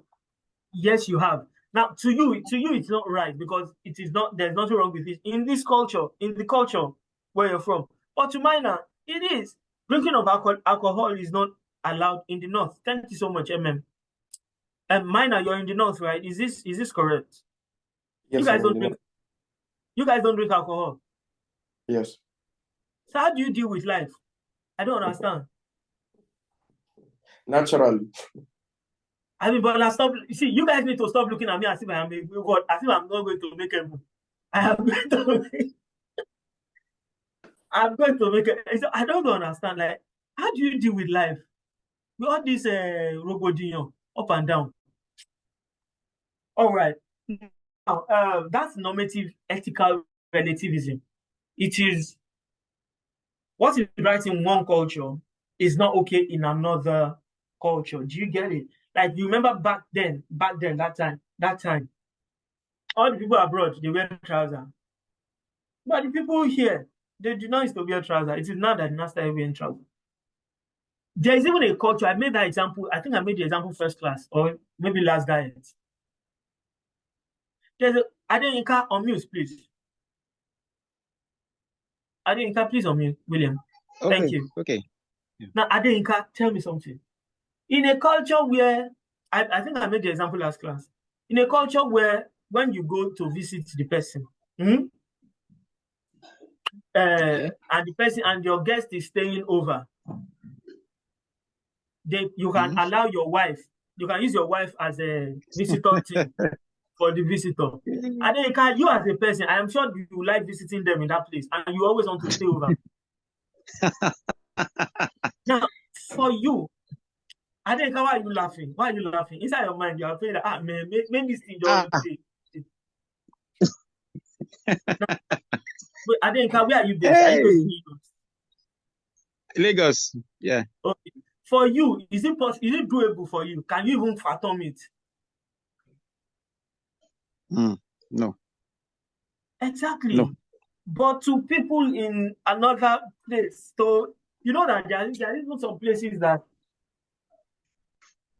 let me not expose other people's culture too much. But the fact is, what is obtainable in one culture might not be obtainable in another. So you as an individual, you cannot judge the concept of right or wrong as an external party. Do we get it? So normative vertical relativism is saying that whatever is right, values within a culture is right within that culture. And it takes us to the next one, religious moral relativism. And this is, it maintains that morality is determined and dependent on standpoints. However, it recognizes that no single religion is universal or exclusively true. And we all know that. No religion is universal or exclusively true. That's the concept that this goes with religious moral relativism. And it is pretty much saying that there are things that are obtainable in Buddhism that is not obtainable in Judaism. Are we getting it? There are things that are obtainable to Christians that are not obtainable to Muslims. Are we clear on that? Good. So the next one is historical relativism. Now, guys, please, I need you to note, for example purposes, it is these things that they ask. They ask these questions. Remember, I told you that they would not tell you to define teleological and deontological. But the likes of situational ethics, the less popular ones, situational ethics, absolutism, relativism, descriptive, all these terms, they can tell you to define it. Can be in your question number 7, question number 7B. You just list it, give it 3 points, and give you 5 there. 3 points, 3 times 5, 15. You don't chop and like cake. You get my point here? So let's note these things. Historical relativism is another example of normative ethical relativism, and it provides context for ethical views to vary over periods. For example, elimination of suspected witches. Yeah, that's in what's it called? That's in New Orleans. New Orleans in the United States. They used to eliminate witches. They kill witches that time. And trying to move in opposite direction, liberalization of clothing. Yeah, I said something about clothing fashion and the changes of women's roles in the society. Before now, all that is expected, it's not just changing of women's roles. Before now, yeah, all that is expected of a man is to protect, provide, and lead. As a man, you're expected to protect your family, you provide for your family, and you lead your family. But now, forget it. As a man, you're expected to be everything. Gynecologist, therapist, massage therapist, OBGYN, you're expected to be the mechanic, you're expected to be the houseboy, you're expected to be the bestie, gist partner. Thank you, stylist. You go lose hair, tire. Oh my God, I don't move for this life. Oh, chai, I lose hair. But then let's leave that. That's a topic for another day. But no. I have lose hair in this life. Guys, you need oh my God. The hair that is most difficult to lose is all this natural hair. All this, I have natural hair. I have natural men have suffered though. Men, God will vindicate us. God will fight for us. God will fight for us. And if you don't do these things, they say you are emotionally unavailable. Like, what does that even mean? Ladies can be really, really problematic. They say you are emotionally unavailable. Like, wait, what? Usually, a man's responsibility is just protecting, providing, and leading. And that's all. But now, it's not like that. And I also like the fact that women's roles in the society now changes. Women now go to work. They don't just sit down and wait for us to give them money, even though they still ask us for money. But then they now go to work, and sometimes I think that this whole changing role thing is somehow, because I heard a lady once say something that I would never ask my boyfriend for small things, because that's why I work. I work to do small things like recharge my phone, pay my bills, stuff like that. But then when you need hair, all those 250K hair, that's call your boyfriend up. Babe, I want to buy hair. I have 100K. I need 150K. That's what boyfriend is for. I said that's how they build your children, because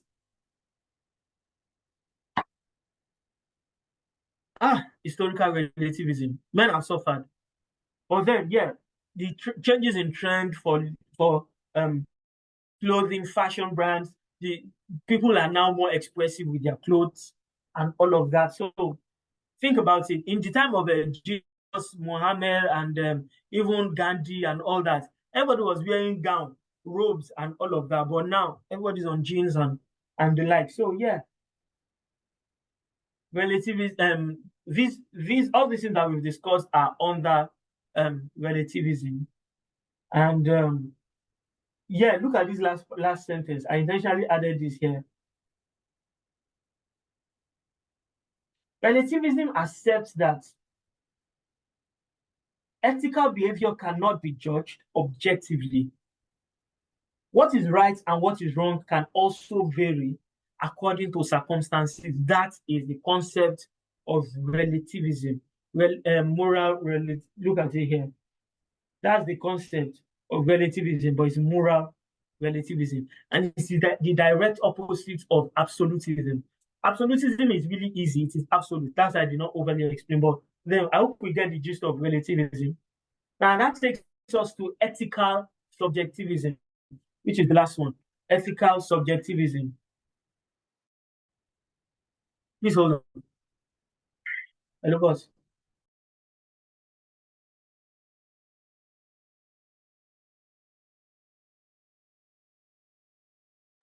All right. Sorry guys, I'm back. I had to take a call. Hi Somhi. I think we have a new student in class.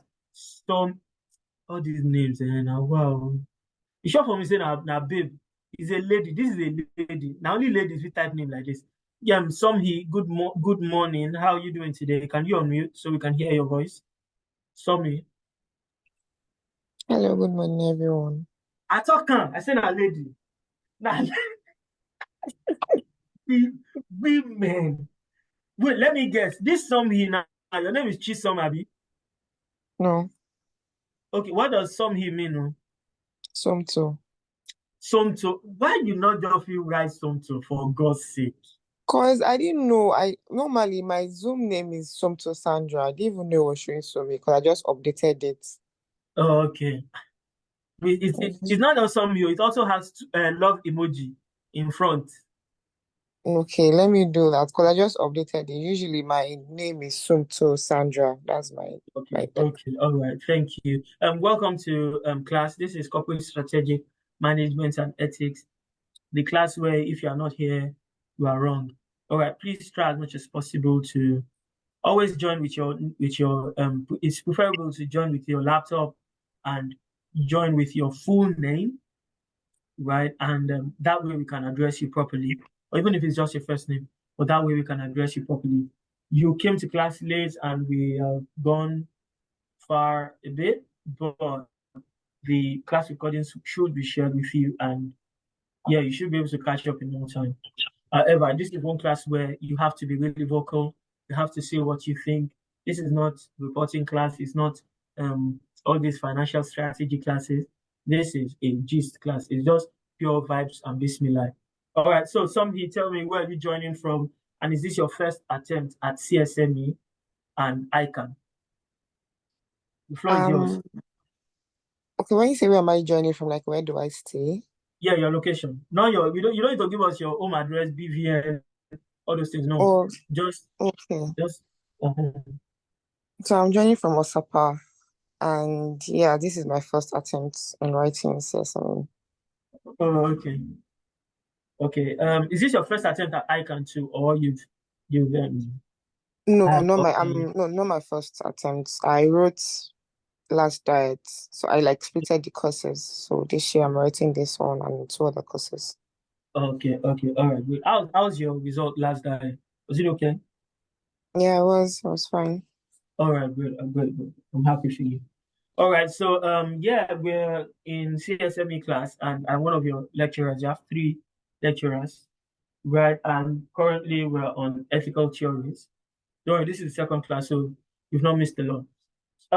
Right, so guys, ethical subjectivism, yeah? And ethical subjectivism, I said, is a meta-ethical approach to morality. I hope you remember what we talked about meta-ethics. I remember that I told you that meta-ethics is the inquiry into the analytic inquiry into the status and the foundation of ethics. And I told you that meta-ethics asks the question, why?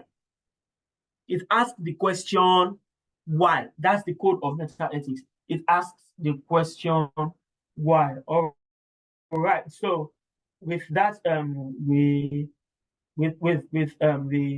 brush-up I just gave you, now you should understand ethical subjectivism now.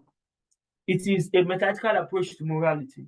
And it is the view that right or wrong in any situation is dependent on what people think about it.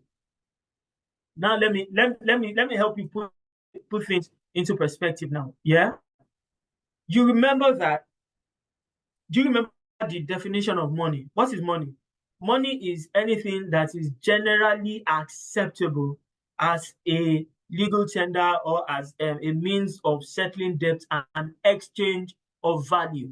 That's the acceptable definition of money. But what I want to point out in that definition is money is called money as long as people accept that it is money. If it is not accepted that it's money, it is just paper. Do we get that context? Do we understand? If you understand, say yes, I understand. Write it in the comments. Say yes, I understand. Money is so, and that is the same concept that applies to ethical subjectivism. Guys, I'm not saying yes, I understand in the comments. So I'm looking at the comments here.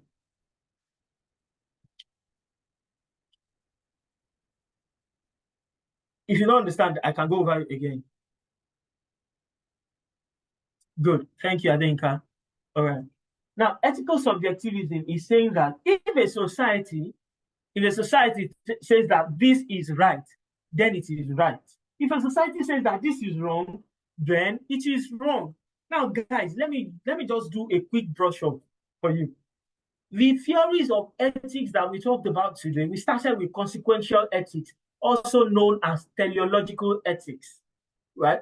And we said that it is a result-based type of ethics that has standards for right or wrong based on the outcome. And we are saying that, so in consequential ethics, we are saying as a lady, you can do hookup as long as the money that you are getting from that hookup is what you want to use to do surgery for your mother. Consequential ethics is saying that the outcome, the end justifies the means. The end justifies the means. That's consequential ethics. In consequential ethics, you can kill a person that is about to bomb a state, that is about to make a stadium explode and kill over 70,000 people. You are going for the lesser evil. Why? Because of the outcome. Consequential ethics. Let me take the page there. We have 7 more minutes, so I want to try to run through this in 2 minutes. And that's consequential ethics. And consequential ethics is divided into a lot of other branches. But the key ones that the syllabus is based on is utilitarianism. And utilitarianism, from the definition of utility in economics, is saying that the action that would yield the action that has the favorable results for the highest number of people is the right action. The action it says that the morally correct decision is the one that produces the best possible outcome for people. The aim is to maximize well-being or utility. And in this case, we said that if you have a 10 million grant for a hospital and you are supposed to either treat one person that has a rare medical condition but critical, or treat 5 people that have critical condition, and the 10 million can only do 5 people or 1 person. It can't do both. In utilitarianism, you go for the 5 people. But in ethical egoism, you are acting in your own best interest. You are doing what is favorable to you as a person. Everybody is acting in their best interest. It's called to your tent, O Israel. You are acting in your best interest. And in this case, you are not considering the maximum satisfaction or well-being. What you are considering is your own satisfaction. And remember that I made an example of under utilitarianism, I said if you are in love with a person and the person can fund your lifestyle, can take care of your family, take all of you out of poverty and all of that, and you don't love the person, because of utilitarianism, you will marry the person. But because of ethical egoism, what you want, you will definitely not marry the person. And I used it to balance the profit motive in the business world, that people use the teleological ethical theory to rationalize cutting costs, to rationalize downsizing, and to rationalize doing business with countries that have dubious political system. And we also talked about the criticisms of the theory. And that took us to the next theory of ethics, that is non-consequential ethics. And this non-consequential ethics is more like the absolutist view. And it is saying that what is right, and what is wrong is wrong. Forget about the outcome. Forget about the outcome. What is right, and what is wrong is wrong. Because another one for non-consequential theory of ethics is called deontological theory of ethics. And deontological is from the Greek word dion. Dion means what? Duty. It is not saving, it is not raising Dion. I think that watching on Netflix. So Dion means what? Duty in Greek. And it is a duty-based approach. Teleological is a results-based approach. Deontological is a duty-based approach. And it says that what is good, what is bad, regardless. Look at the actions are inherently good or bad, regardless of their consequences. Hookup is bad. Siphoning funds is bad. Do we get it? Let me give you an example. Let me ask a question. Okay, let me get through this. I'll ask a question. Now, everybody get ready to mute, because once I get through this, everybody, you're all unmuting. Get ready to unmute, rather. You're all unmuting, and I need your opinion on something. So yeah, the approach says that always do the right thing because it is right, don't do the wrong thing because it is wrong. We talk about ethics of duties, the rights and justice, things like that. And we talk about situational ethics, that is pretty much about saying that what is right or wrong is based on the situation. What is right or wrong is based on the situation, and that one has serious criticisms. And then we talked about absolutism, relativism, and ethical subjectivism, where absolutism is absolute. What is right, nothing changing, nothing moving. And relativism, what is right or wrong, is based on the society and time. What is right or wrong in relativism is based on the society and time. And ethical subjectivism is saying that if a society thinks that this is right, then it is right. And if the society thinks it is wrong, then it is wrong. Now I have a question that will take us to this that we'll talk about next week, stages of moral development. Now we are moving out of the theories, we're moving to the stages of moral development. I have a question. Everybody, please unmute. Please unmute, everybody.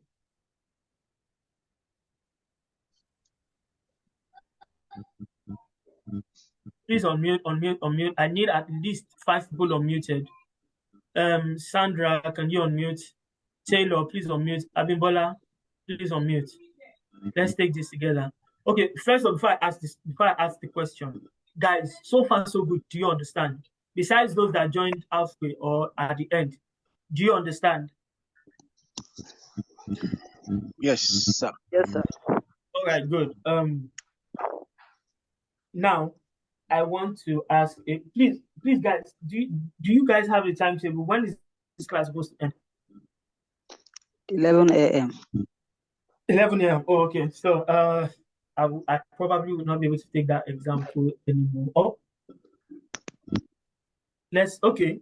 So somebody came up with the drug. Somebody came up with the drug to cure a serious sickness that nobody, say diarrhea or diabetes. Yeah, let's go with diabetes, right? Somebody came up with a cure for diabetes. And a patient's husband or wife needs the drug, but it is too expensive. And that patient broke into the person's hospital, and the person stole the drug. Guys, we now cut the person. We cut the person at the end of the day. This is the question. What should be done to the person? Is it right? Is it justifiable? Is it wrong? What can be done to the person? Should the person face the what's it called? Should the person dance to the tune of the law? Or do we hi Uzani Fiza? We have another new person. Ah, God. And the class my man, the class has ended. It's supposed to end now. But guys, you heard the question. Please, I beg you. The class starts by 8:30. I beg you all. I'm always here before 8:30. Please and please and please, next class, let's try to be early. So please, before we leave, I want to believe that we are all on the WhatsApp group. Is there anybody here that is not on the WhatsApp group?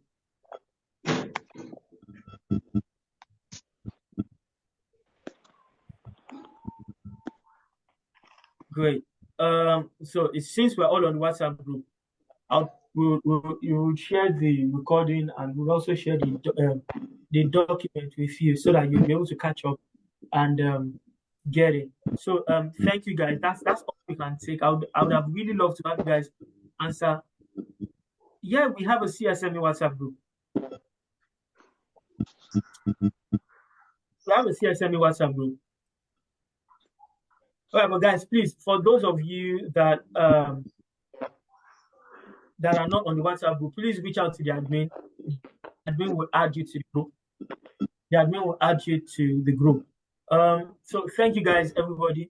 In 1 or 2 minutes, max 2 minutes, let us, you know the way we do now, the way we do. From last class to, we did it last class, and we'll always be at the end of all my classes. Please type in the comments, one thing, what do you think about today's class? If it's boring, write boring. If it's annoying, write annoying. If it's nice, write nice. If it's awesome, write awesome. Just write something. Let's get your input. Let's get your thoughts on this class in the comments, guys. Please mute yourself. I'll just speak from here. All right, please write what are your thoughts on today's class? Write in the comments. Uzana really enjoyed the class. Adenka said it's interesting.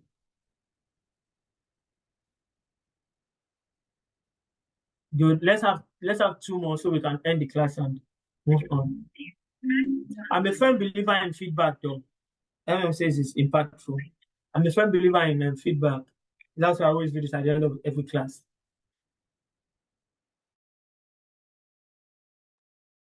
All right. So we're already past our time. Uzeni Fields, please can you unmute yourself and let's meet you. Abibola said, awesome, thank you. All right, thanks for the feedback, guys. But before we leave, Uzeni, can you please unmute yourself? I've unmuted myself.